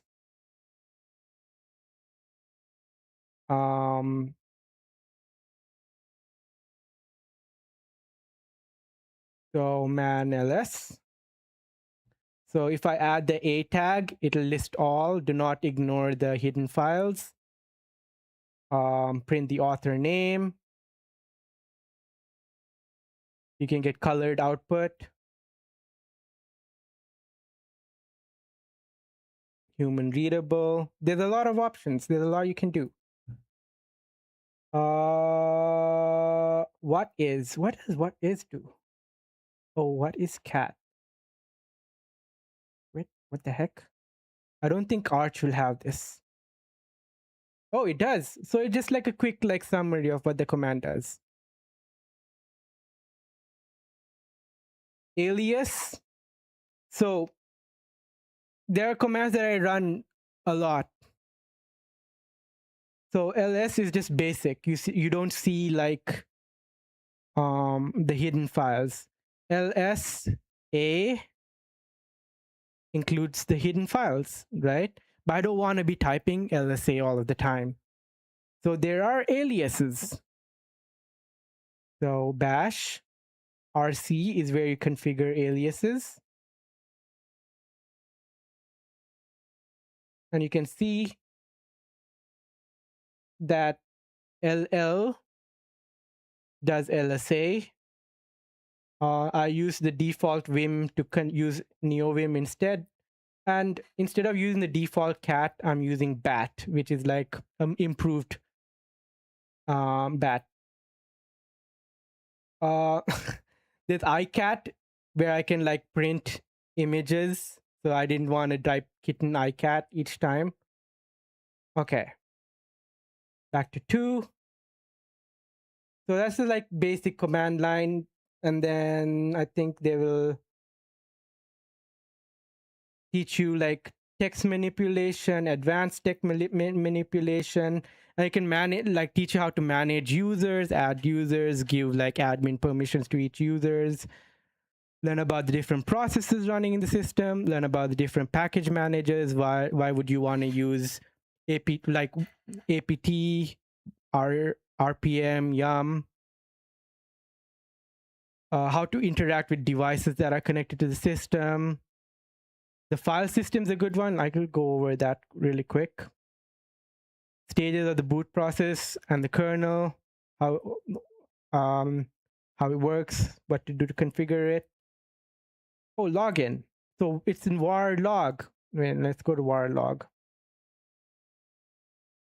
Var log.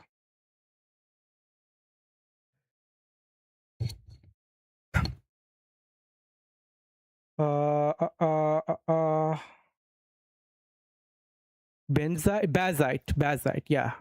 Bazite is like a gaming like an Arch distro that was built for gaming.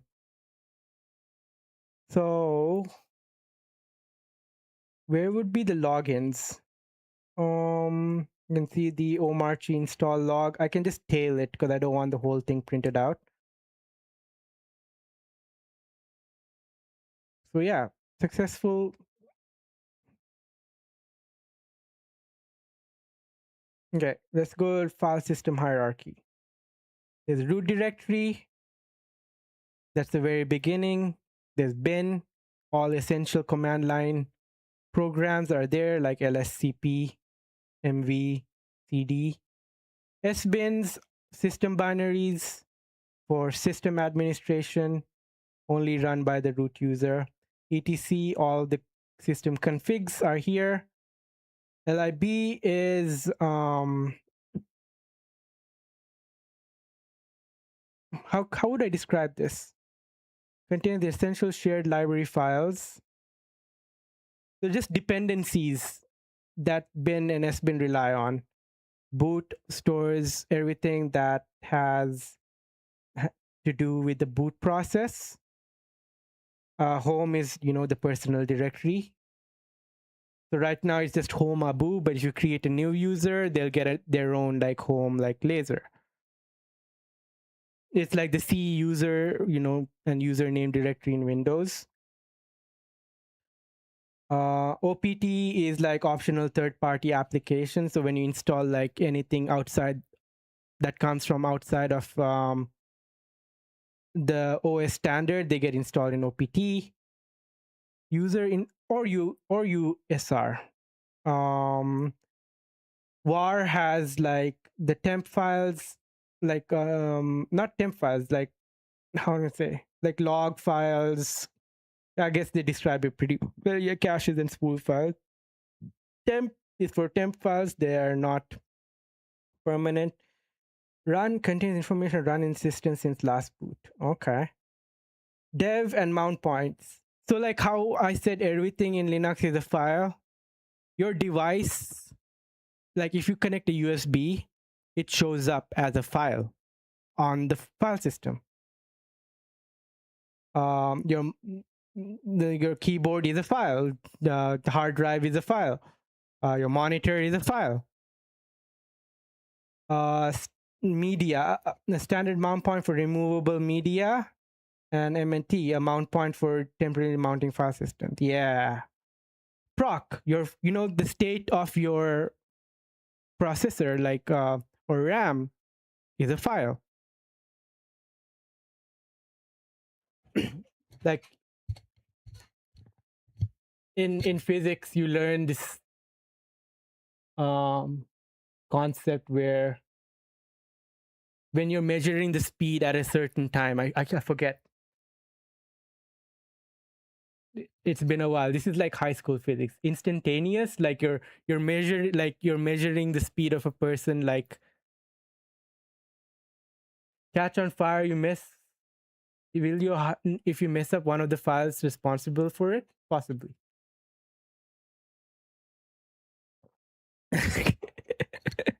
No, the kernel will handle it. Unless you like really fuck up. File system ties. I think that's a good start, at least for now. Do you have an old system lying around, Laser? If not, god damn it, fucking stop doxing me each time. I really need to like not use my personal email on like browser and screen. Thinking of your future. Okay.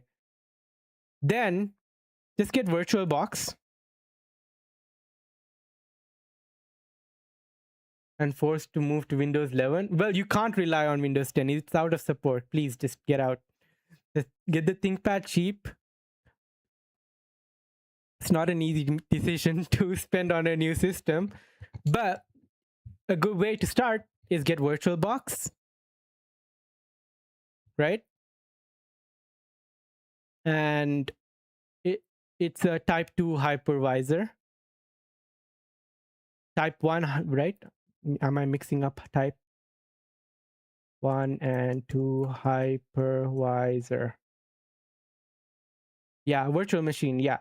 So, yeah, it's a type 2 hypervisor because it's running on top of another OS.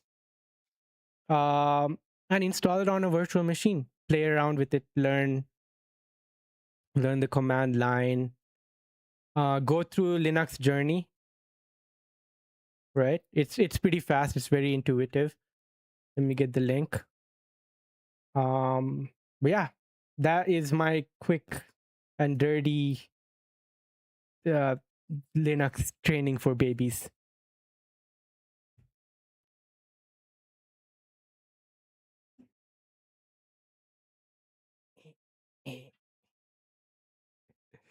Bro, I feel like I should have prepared. You can transfer. Yeah, you can.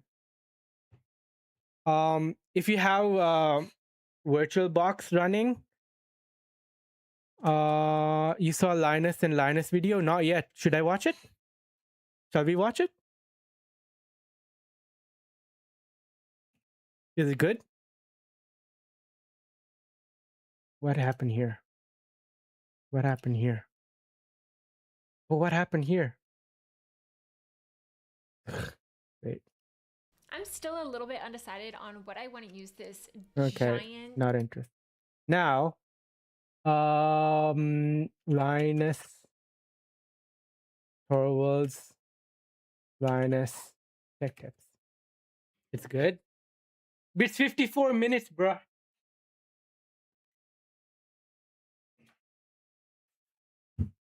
We'll have to save it for tomorrow.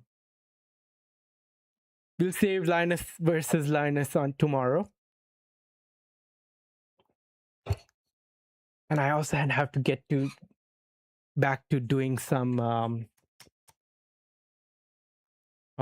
Rust. It's just that I'm sleeping a lot lately. I have to call it a day because I didn't rest well. We will do Linus versus Linus tomorrow. Oh, he does the sword thing as well, right? But what are your thoughts, Laser? Are you gonna jump in? You should. Oh yeah, you can transfer so. On VirtualBox. So say you got caught up on everything in the file, yeah. So let me try to link the videos that I recommended. First, Linux journey. Right?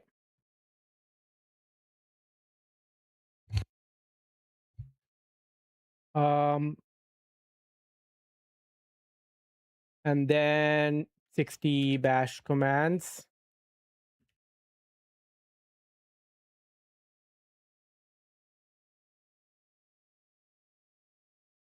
The fuck? Even a bank transfer is a file transfer, yeah. And then Fireship does these amazing like 100-second videos, bash in 100 seconds, and there's also like Fireship Linux, weird history of Linux.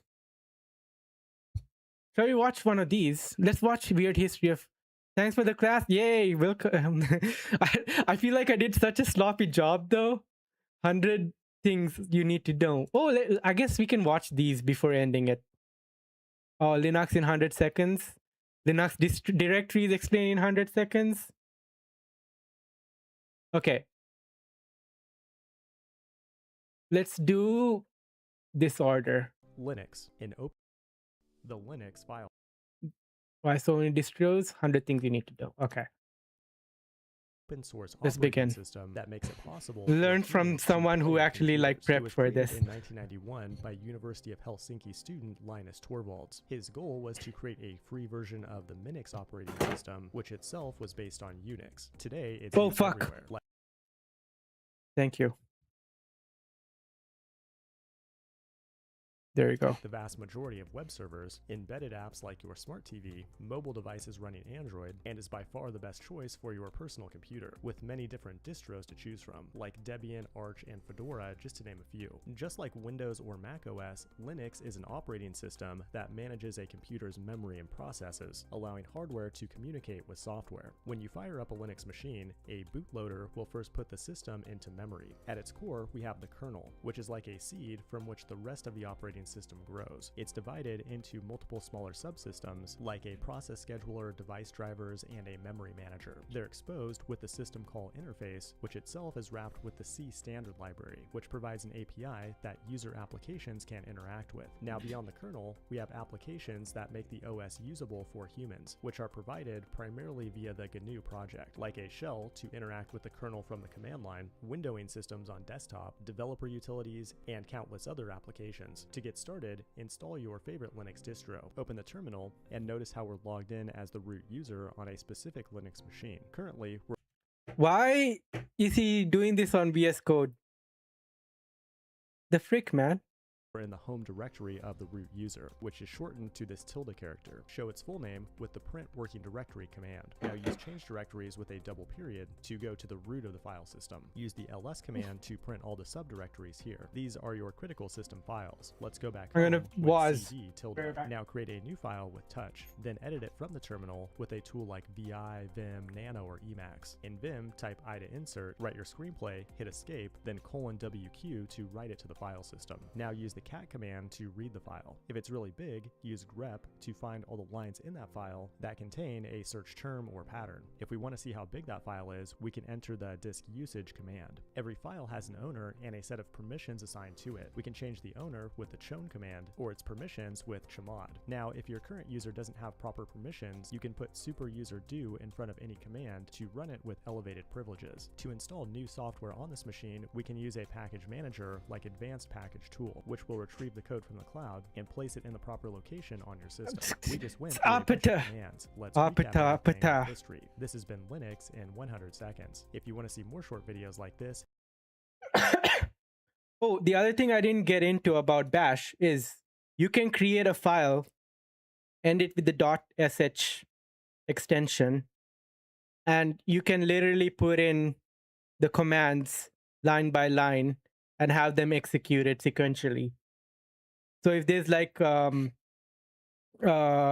task that you want to, there's a task you want to do like in order, but you don't want to execute it right now, or you want it's a recurring task that you want to do, you can make a script that does it all for you.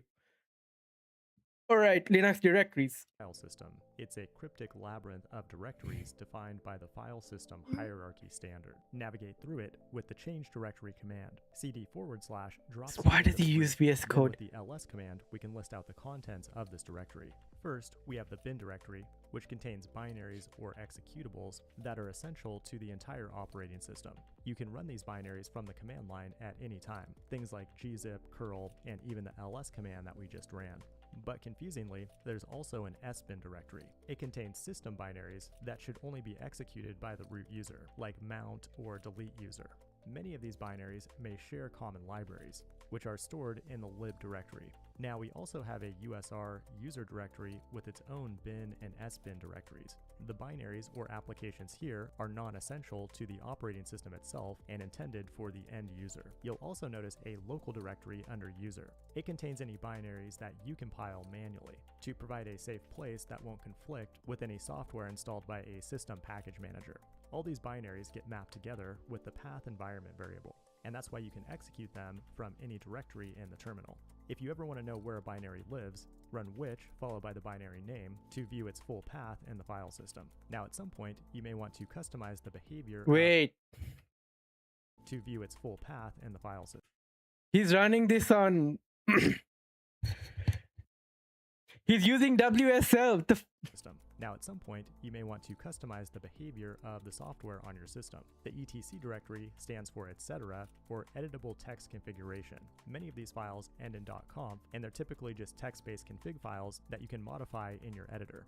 As an operating system, Linux can support multiple users. In the home directory, you'll find a folder named after each user registered on the system. It contains the files, configuration, and software for that user, and you need to be logged in as that user or as a root user to modify it. Notice how the file path is a squiggly. That's your normal starting location when you open up a terminal session. Now let's go back to the root. There are a few more directories here that we haven't talked about yet, like boot. It contains the files needed to boot the system, like the Linux kernel itself. Then we have deb, which stands for device files. Here you can interface with hardware or drivers as if they were regular files. You might create disk partitions here or interface with your floppy drive. The op directory contains optional or add-on software, and you'll rarely interact with it. Love interfacing with the floppy drives and the dongles. The operating system is being used. Things like logs and cache files. Temp is for temporary files that won't be persisted between reboots. And finally, we have the latest one of all. The proc directory is an illusionary file system that doesn't actually exist on the disk, but is created in memory on the fly by the Linux kernel to keep track of running processes. This has been the Linux file system in 100 seconds. If you want to see more short videos like this, hit the like button and let me know what you want to see next in the comments. Thanks for watching, and I will see you in... And so like I showed you desktop Linux, but most of the world, can I do it? No, runs on just bare minimum, no desktop environment, only command line server Linux, right? So, you know, at tv.adonis laser and a lot of the bots that I used to host on the Adonis servers was running on a server. So I just commissioned a server in Germany. And right now I'm gonna SSH into it. So I connect to that terminal. Hello Shreyas, welcome in. Oh no, I'm just my what's this? Fuck. I'm not very articulate today. My my skill issues is gonna be like even more prominent now.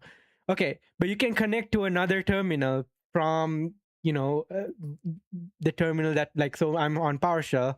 I want to connect to the terminal on the server that's running on Contabo. So I'm going to SSH, which is secure shell, into it. And I log in. The user is Abu.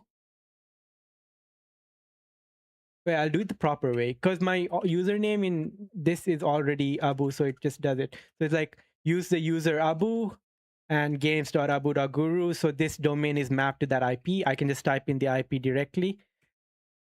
Fireshit logo, yes, we're doing Fireshit videos. I'm giving I'm giving like a little Linux refresher. So now I'm in the server, right? I can do is there a fast fetch? I doubt it. I doubt there's a fast fetch. No fast fetch.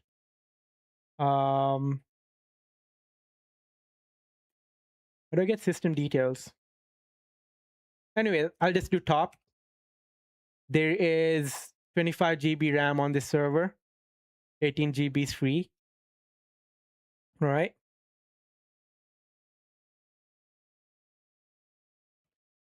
I'm going through the Rust book on this server. This pterodactyl. And a lot of my services are Dockerized. So there's a Cloudflare tunnel that proxies things so I don't have to expose my public IP. The music bot that doesn't work anymore. Seraphine also music bot that doesn't work anymore. So now also music bot. Stremio is like tv.adonis or tv.abu. They both map to the same thing. So if you go tv.abu.guru, there you go.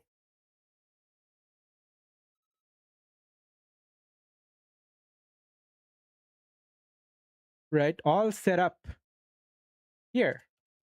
And then there's my little link, which has the configs to links.abu.guru. Remember the nvim config with what was that? Lazy Vim that you told me to set up before? It's the same thing. I haven't made any changes.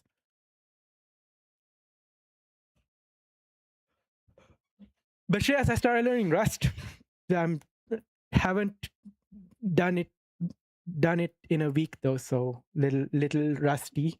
But I'll try to get back to it and try to finish by the end of December. But yeah, this is server Linux, so I don't need to have a desktop environment to manage all of this. I just use the command line. That thigh highs are like rising. It's just like at calf level right now. Actually, ankle level. I'm getting close to calf level, and then we'll go all the way to the thighs. Oh, did you guys see this?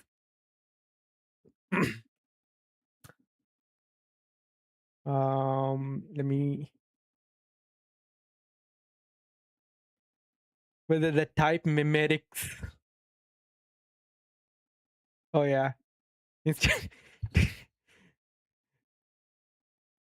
We are truly pleased to help reduce the misconceptions and fears surrounding the furry community. Abu is simply stating the facts. Once you begin working with Rust, you'll likely end up joining at least one furry-themed Discord server. Thank you for donating to FFmpeg. Know that of late, I have taken to the study of Rust and have striven earnestly to confront and amend the unkind prejudices I have once held against the furry folk. And I was supposed to type 67.41, but I accidentally typed 61. Vietnamese dong.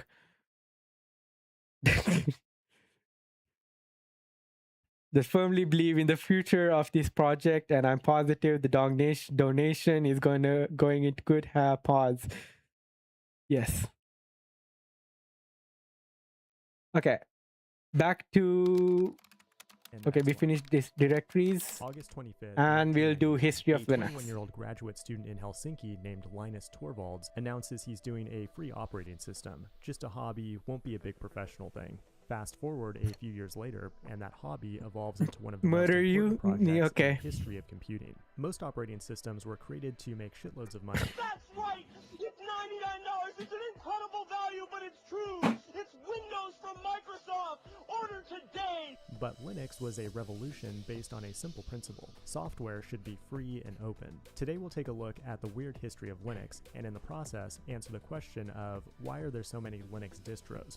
But before we can even talk about Linux, we need to travel back to 1969. While Grandpa was dropping acid at Woodstock, Ken Thompson and Dennis Ritchie were creating the Unix operating system. Unix was well loved by both businesses and universities. There was one problem. Oh, speaking of, we need to watch down the road the AT&T archives all the way from the vacuum tube.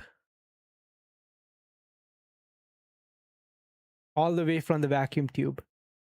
And then also we need to watch the Unix operating system video. I think before the vacuum tube, there was also one about the phone systems. But these are amazing videos. And they speak in the transatlantic accent, the fake accent.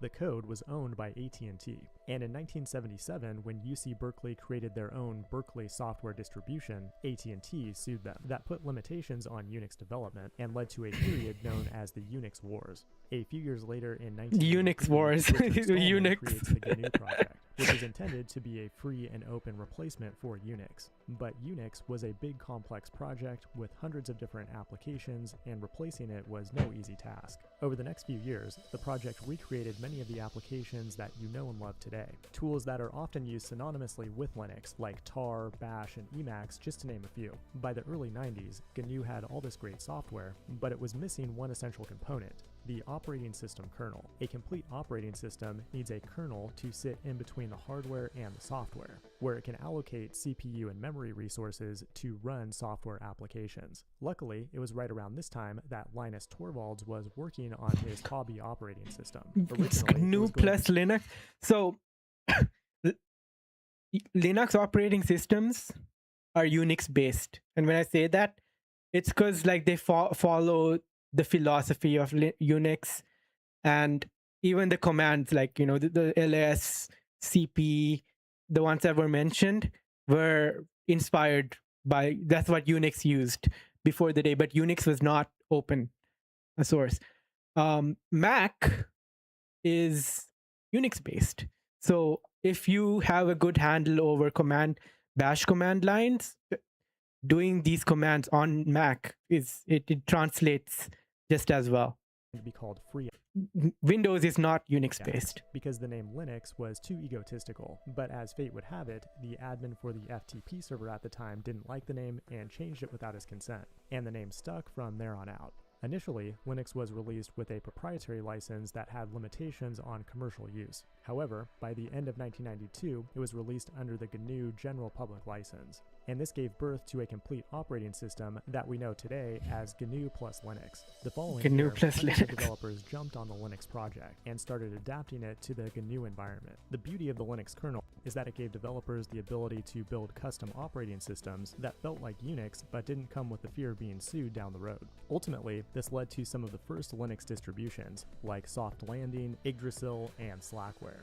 But what is a Linux distro exactly? A distro is a complete operating system based on the Linux kernel that contains a bunch of packages and libraries, and typically a package manager to install additional applications, and possibly a Windows system if there's a GUI involved. Many distros might share the same Bash default does a user really good interface. job, like Popular UI options include GNOME, packing KDE as much Plasma, information in Mate, like a very Cinnamon, tiny and video. a bunch of others. Today, there's nearly 1,000 different Linux distros out there, and they've all been customized to serve different purposes. Some of them are designed for enterprise users, while others are for home users. Some distros only run on servers, while others are designed for desktop, mobile, and embedded devices. And each distro is usually backed by a community that has its own set of philosophical and technical opinions. Most of these older distros are no longer maintained and just considered historical artifacts. One exception is Slackware. Also need to know about this.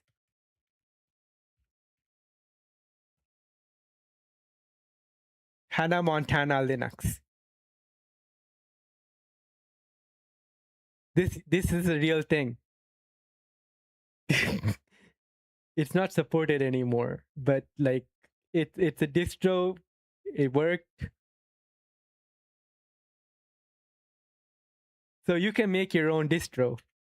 It had a release as recently as 2016 and has spawned a bunch of different variations. Most notably, it led to the OpenSUSE project, which remains a very popular general-purpose distro and is usually associated with professional power users. But the most significant distro to come out of 1993 was Debian. It was established by Ian Murdoch, and its name comes from his name combined with his ex-wife's name. And its first official release came in 1996 as version 1.1 Buzz, and since then, each release contains a codename with a Toy Story character. A few years later, it led to the creation of Advanced Package Tool, or APT, although it was originally developed under the codename Deity.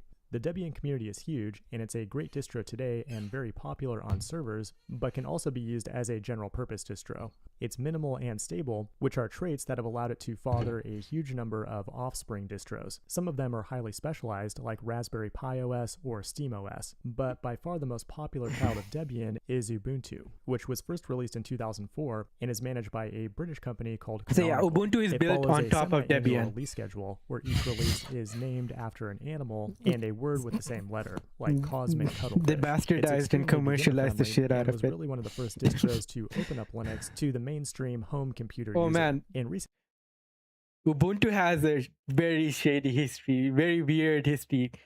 It one of their early like versions shipped out with a very lewd, and kind of racist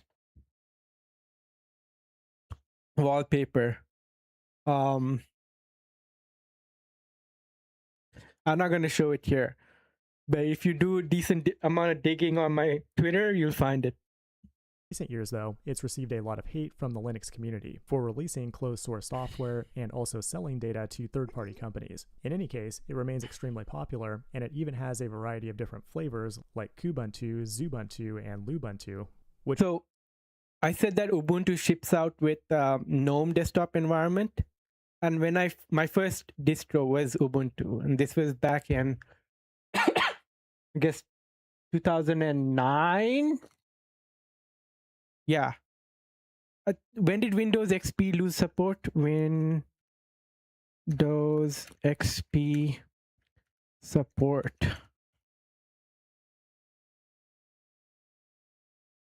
Yeah, 2009. So when that happened, I was like, I needed to switch. And I was looking at alternatives. And I brought like a PC back to life. But GNOME was heavy. So I tried like Kubuntu, and then I tried Lubuntu, and then I settled with Xubuntu. And Xubuntu comes with the XFCE environment. Lubuntu comes with the LXQT, Kubuntu comes with KDE. Distributions that offer slight variations on the original. Like Kubuntu, for example, is designed to be a great entry point if you're transitioning from Microsoft Windows to Linux. In addition, Ubuntu has spawned many other variations like Linux Mint, Peppermint, and Pop! OS, just to name a few of the most popular options. Debian has a huge family tree, but if we go back to 1994, there is another Linux distro that also has a huge family tree called Red Hat. It was created by Mark Ewing and is known for its focus on security and reliability for enterprise users. Red Hat adopted a business model where they maintain an open source operating system, then make money by selling consulting, integration, and add-on services to big enterprise clients. This is back in the day. Now you can't even. Dollars in revenue, and was recently acquired by IBM for an 11-figure price tag. Red Hat has given birth to a biggest bunch of anime children, betrayal most of of which all are time. associated with enterprise work and use either the RPM or Yum package manager. Popular descendants include RHEL, CentOS, and Fedora, which is not only great for enterprise servers, but also works well as a personal workstation, and it's even the distro of choice by Linus Torvalds himself. Now, one thing that you'll notice about Linux distros is that many of them do a lot of stuff that you don't actually need. That takes up space on your hardware and ultimately makes your life more complex. There are two Linux families that came out in the early 2000s that are focused on simplicity, performance, and minimalism. Gentoo, with its Enoch distro, came out in 2000, and Arch came out in 2002.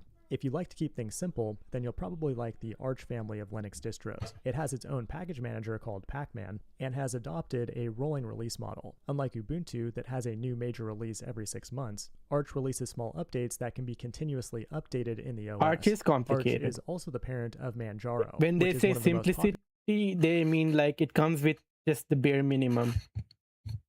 You don't get like out of the box, you don't get like a desktop environment.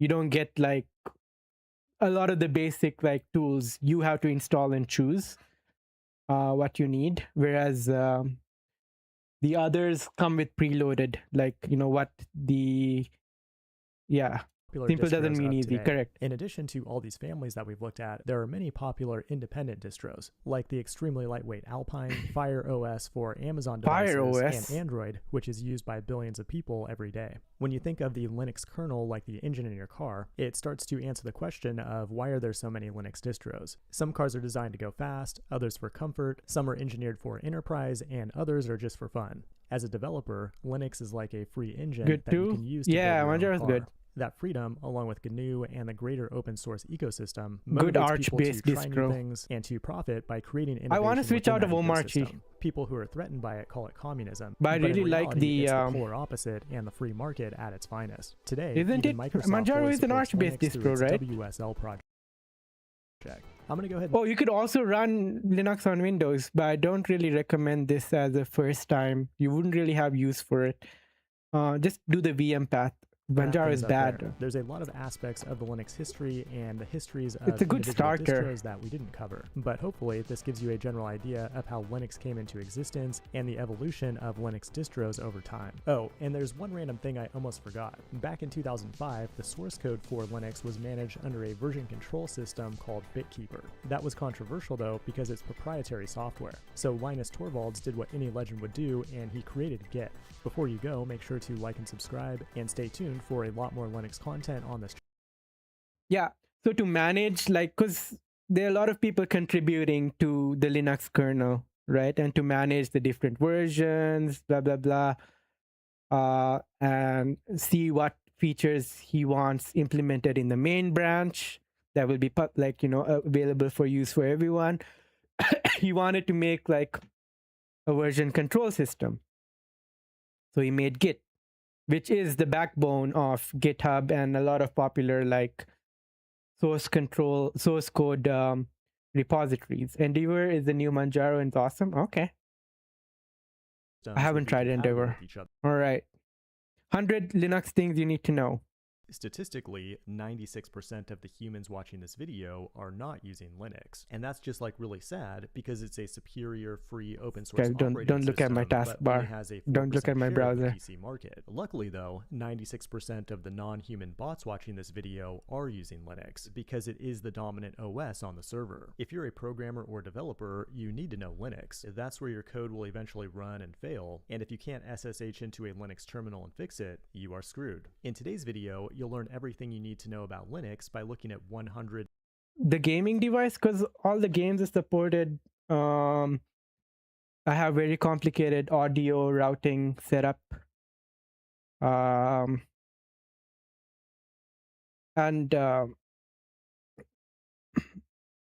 I'm on warranty on this device, like Lenovo premium support.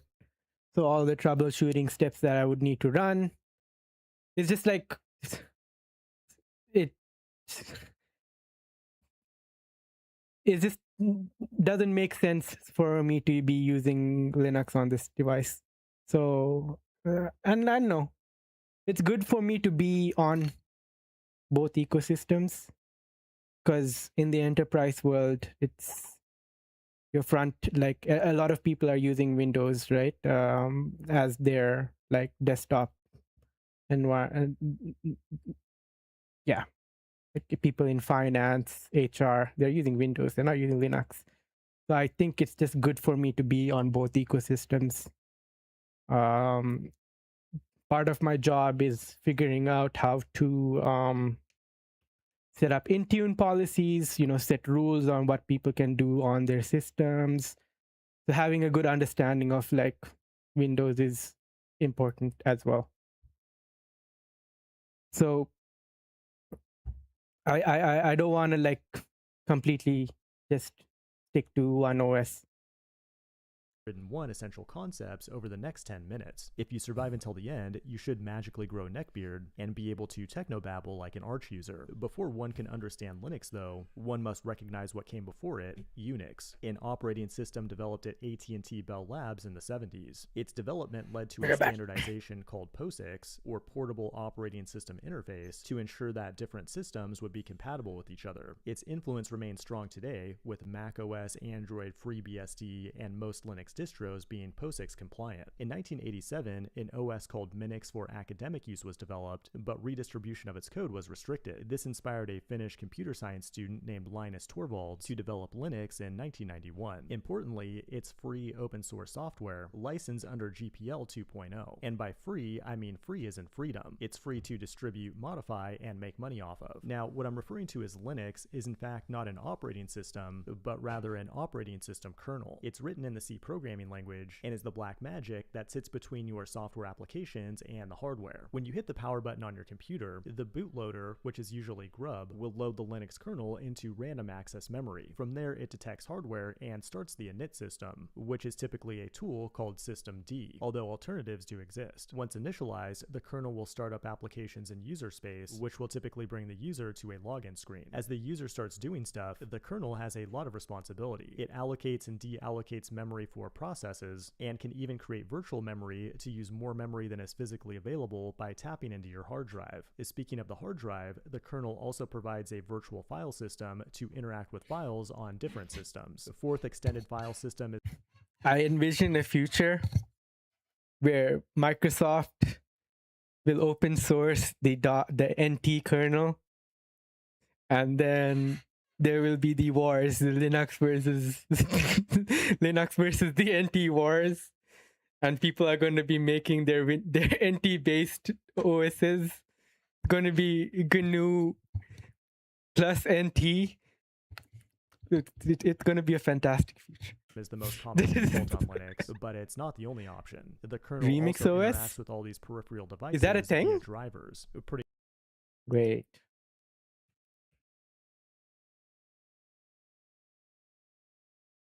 Oh, Android for PC desktop. Okay, yeah, I've heard of this. No, I'm talking about NT. Cool, but you can't. The NT kernel, what Windows is based on? This thing.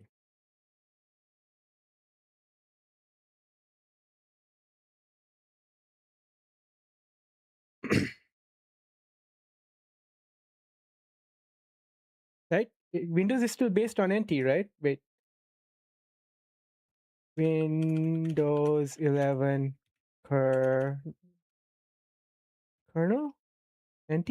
Yeah, NT. It's proprietary. You can't just walk up and mess around with the kernel, and that's because it's surrounded by the CPU's protection ring. At ring 0, we have the kernel with the highest level of privilege, while most of us normies in user space live in ring 3, with the lowest level of privilege. But often, you'll want to do something that requires access to the kernel, like write a file to the file system, and that's where system calls come in. In this C code here, you'll notice that I'm making a syscall to write, which will transition from ring 3 to ring 0 to output some text to the console. However, write itself is not a system call. It's actually a wrapper provided by C, which is the GNU standard library for C, and provides all kinds of wrappers for making system calls that can do almost anything re-implementation. But wait a minute, what is GNU? It's pronounced GNU, and it's a project that predates the Linux kernel itself and was started all the way back in 1983 by Richard Stallman. It provides all the core utilities for Linux, which are all the software utilities that make the kernel useful to humans. Node.os. The best way to start exploring these core libs is to open up the terminal, which is a graphical user interface that allows you to send commands via the shell. Now, they call this thing a shell because it provides a layer of protection between user space and the kernel. There are many different flavors of shells, but the most common is bash. Let's say hello to the Linux kernel by running the GNU shell utility echo and providing a string argument to it. This command takes our message and prints it to the standard output. Oh, pretty simple. So GNU, you've been hearing it a couple times. The GNU is a recursive acronym. Recursive acronym are like acronyms that reference to themselves. For example, Allegro low-level game routines. PHP, what is PHP? PHP hypertext preprocessor. Mint is not track. Mung, until no good. The GNU is GNU's not Unix, because Unix is proprietary. So yeah, Jack audio connection kit. So they just refer to themselves like recursive. YAML ain't markup language or yet another markup language, and then they made it a recursive acronym. But what actually happened under the hood is that a system call was made to the kernel, which checked permissions and managed drivers to turn those ones and zeros into pixels on the screen. As an end user though, I don't care. My friend told me about a cool command called touch, but I have no idea what it does. The cool thing about Linux is that you can pull up the manual for any command by hitting up my main man.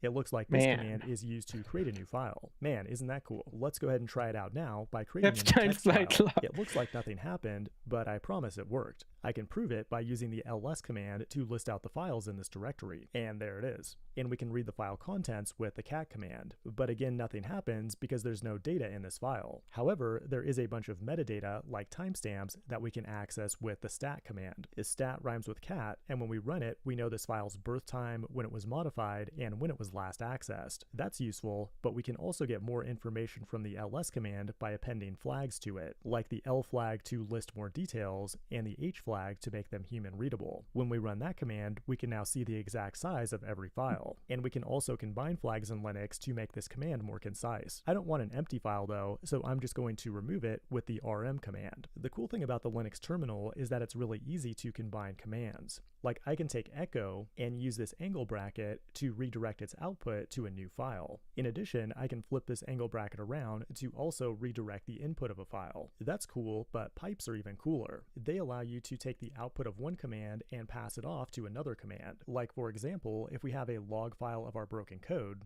we might first use cat to read that file, but then we could pipe the output to sort, which would sort it line by line, and then unique to remove any duplicates. There's so much more we can do just from the terminal, but if you find yourself doing the same thing over and over again... So, Laser, that's a good example of why you'd rather use the command line, because it's not easy to do all of that using the GUI. It might be time to write a bash script in its own dedicated file, but to create that file, we'll use an interactive text editor. If you have a few years to spare, you could try learning Vim, or if you have no life at all, you could try Emacs. Insane song. I'm going to create this file with Nano, a minimal text editor built into most Linux distros. At the top of the file, we'll add a shebang that tells Linux to use the bash interpreter. Then we can add as much bash code as we want here. Like we might use echo and then read to read a value from the standard input, and then echo to once again echo it back. And now if we save this file, we can execute it by simply entering the file path in the terminal. And that brings us to the halfway mark. Unfortunately, 100 topics is not nearly enough to cover the entire Linux ecosystem. If your goal is to become an Apex Alpha Linux GigaChad, check out my brand new full Linux course for Fireship Pro members. The course contains over 30 videos of hands-on Linux topics, along with quizzes for regular dopamine hits that will help you master the fundamentals of Linux quickly. But most importantly, it will teach you how to spin up your own virtual private server to self-host your own applications. So yeah,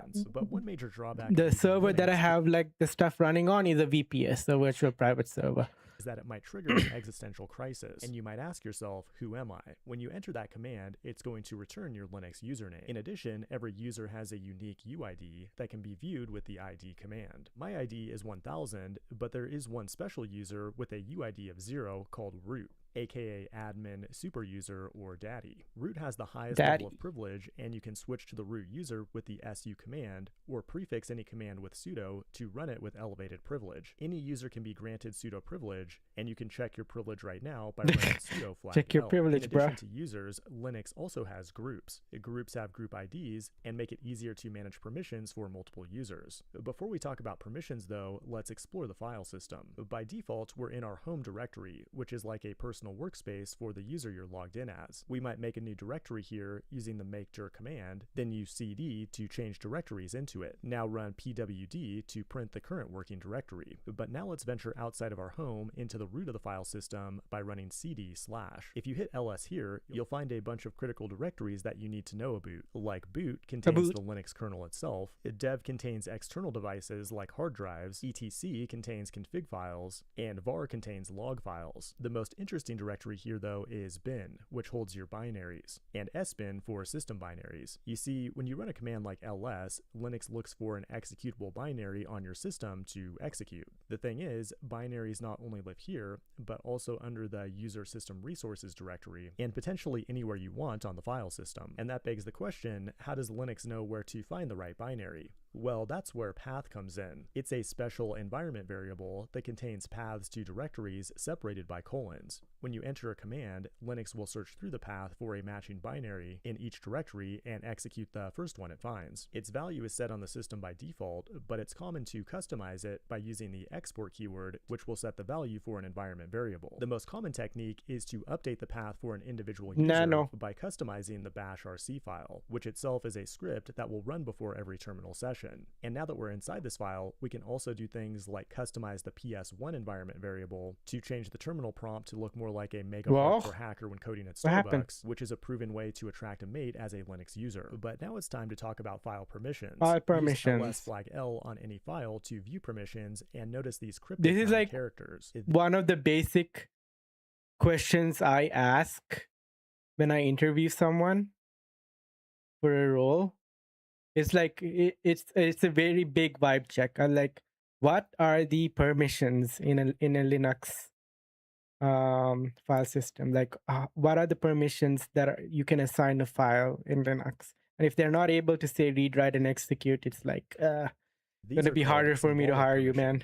The first triplet represents the owner, the middle the group, and the last triplet is for everyone else. Each one contains a letter that represents read, write, and execute privileges. If the letter is present, it means access granted, but if there's a dash, it means permission denied. These can also be represented as numbers in octal notation. For example, 777 lets anybody do anything to a file. I know 777 is good on slot machines, but in Linux, it's generally a bad idea, because you want to always follow the principle of least privilege. Grant access to things only when necessary, and trust no one. Now, you can modify the permissions on a file with the chmod command. Like here, I'm using it to grant read access to a document for everybody. We can also change the owner of a file with chown, or assign groups with chgroup. And now that we know what all these things mean, permissions aren't so cryptic. Now, anytime you run a command or execute a program, it creates a process on the CPU, which is managed by the Linux kernel. You can view these processes with the pst command, and notice how each one has a unique process ID, along with the user who created it. Or better yet, use htop to get an interactive breakdown of processes that can be filtered. Some of these are just system daemons that run in the background. We all have our daemons. In fact, if you have a long-running script, you can even create your own background process by adding an ampersand to the end of it.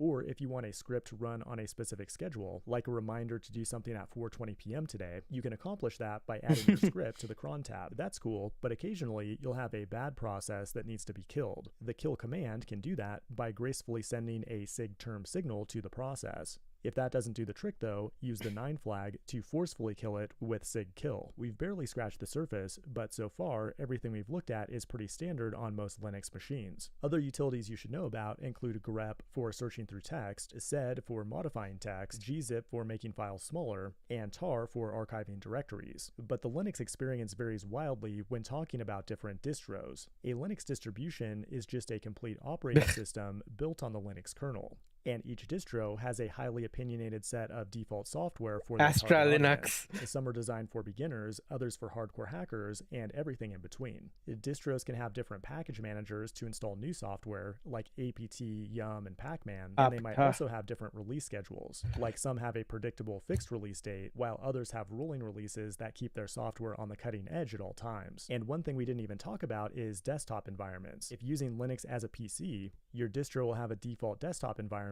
like GNOME or KDE Plasma, and that makes a huge difference in the experience. Some distro families you should know about include Slackware, the original gangster from the 90s, Debian, the most popular distro overall, famous for its open philosophy and ease of use, Red Hat, the distro of choice in enterprise for its long-term support plans, and finally, the Arch family. If someday you find yourself saying, "I use Arch by the way," unironically, it means you've embraced the paradox of complexity and simplicity, and your operating system is no longer just a tool, but a reflection of your own dominance and mastery over the digital world. Thanks for watching. Check out the full course if you want to go deeper, and I will see you in the... There you go. A lot was covered in the last 2 hours. And I know it can seem overwhelming, but it's a decent start. You need to touch grass after that? Why? Are you going to create a file, the grass file? That gets the job done. But yeah, it can seem overwhelming, but it's fun. It's a fun process. It's a fun journey. There's no two people have the same Linux journey. Now, given what you know, take it and use this knowledge wisely. And feel free to ask more questions if you're struggling. People are mostly supportive, I think, within Linux community. There are some bad eggs, but mostly supportive. But yeah, it's a fun process. Read the manuals. Google is your friend. ChatGPT also can help out with a lot. Don't rely on if you're learning something. Don't rely on ChatGPT to copy and paste commands randomly. Just try to really understand what each command does and what each argument for that command does before executing them. Then later on, when you want to get things done faster, you can just use ChatGPT to generate the commands for you. And because you put yourself through the hard part of learning it yourself, you can spot the BS. Like in the case that whatever is generated by GPT is hallucinating or not. Yeah. One wrong command with one missing variable can destroy. And if you're running things as root, just be careful before hitting enter, because you can really fuck your system up. But yeah, that was the intro to Linux for babies. I hope you all enjoyed it. Very fun impromptu sesh. I'd like to do more of this kind of stuff. We should watch those AT&T archive videos. There's covers a lot of history as to why we are in the place we are now. And it's very inspirational to see what these people were up to when a lot of these tools were not at our fingertips. I'm going to call it a day. Thanks for hanging, everyone. We really had a good time. Thank you for the raid, Ariel. Appreciate you. Who do we raid? There's someone.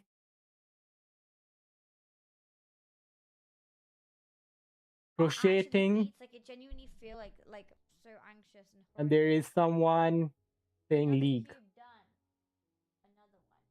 Another one. So we got one. Both good friends. Wait, Obsec's I just don't know. online? Obsec, did you download it? Wait, I gotta lay them out too. Someone we haven't rated as much before because they've been taking a break, or friend of the channel, very close friend of the channel. Let me invite you. Let's do Halt's Beauty because she had a bad day today and I wanna lighten her mood. We'll say raid Halt's Beauty. No problem. Thank you for lurking and supporting.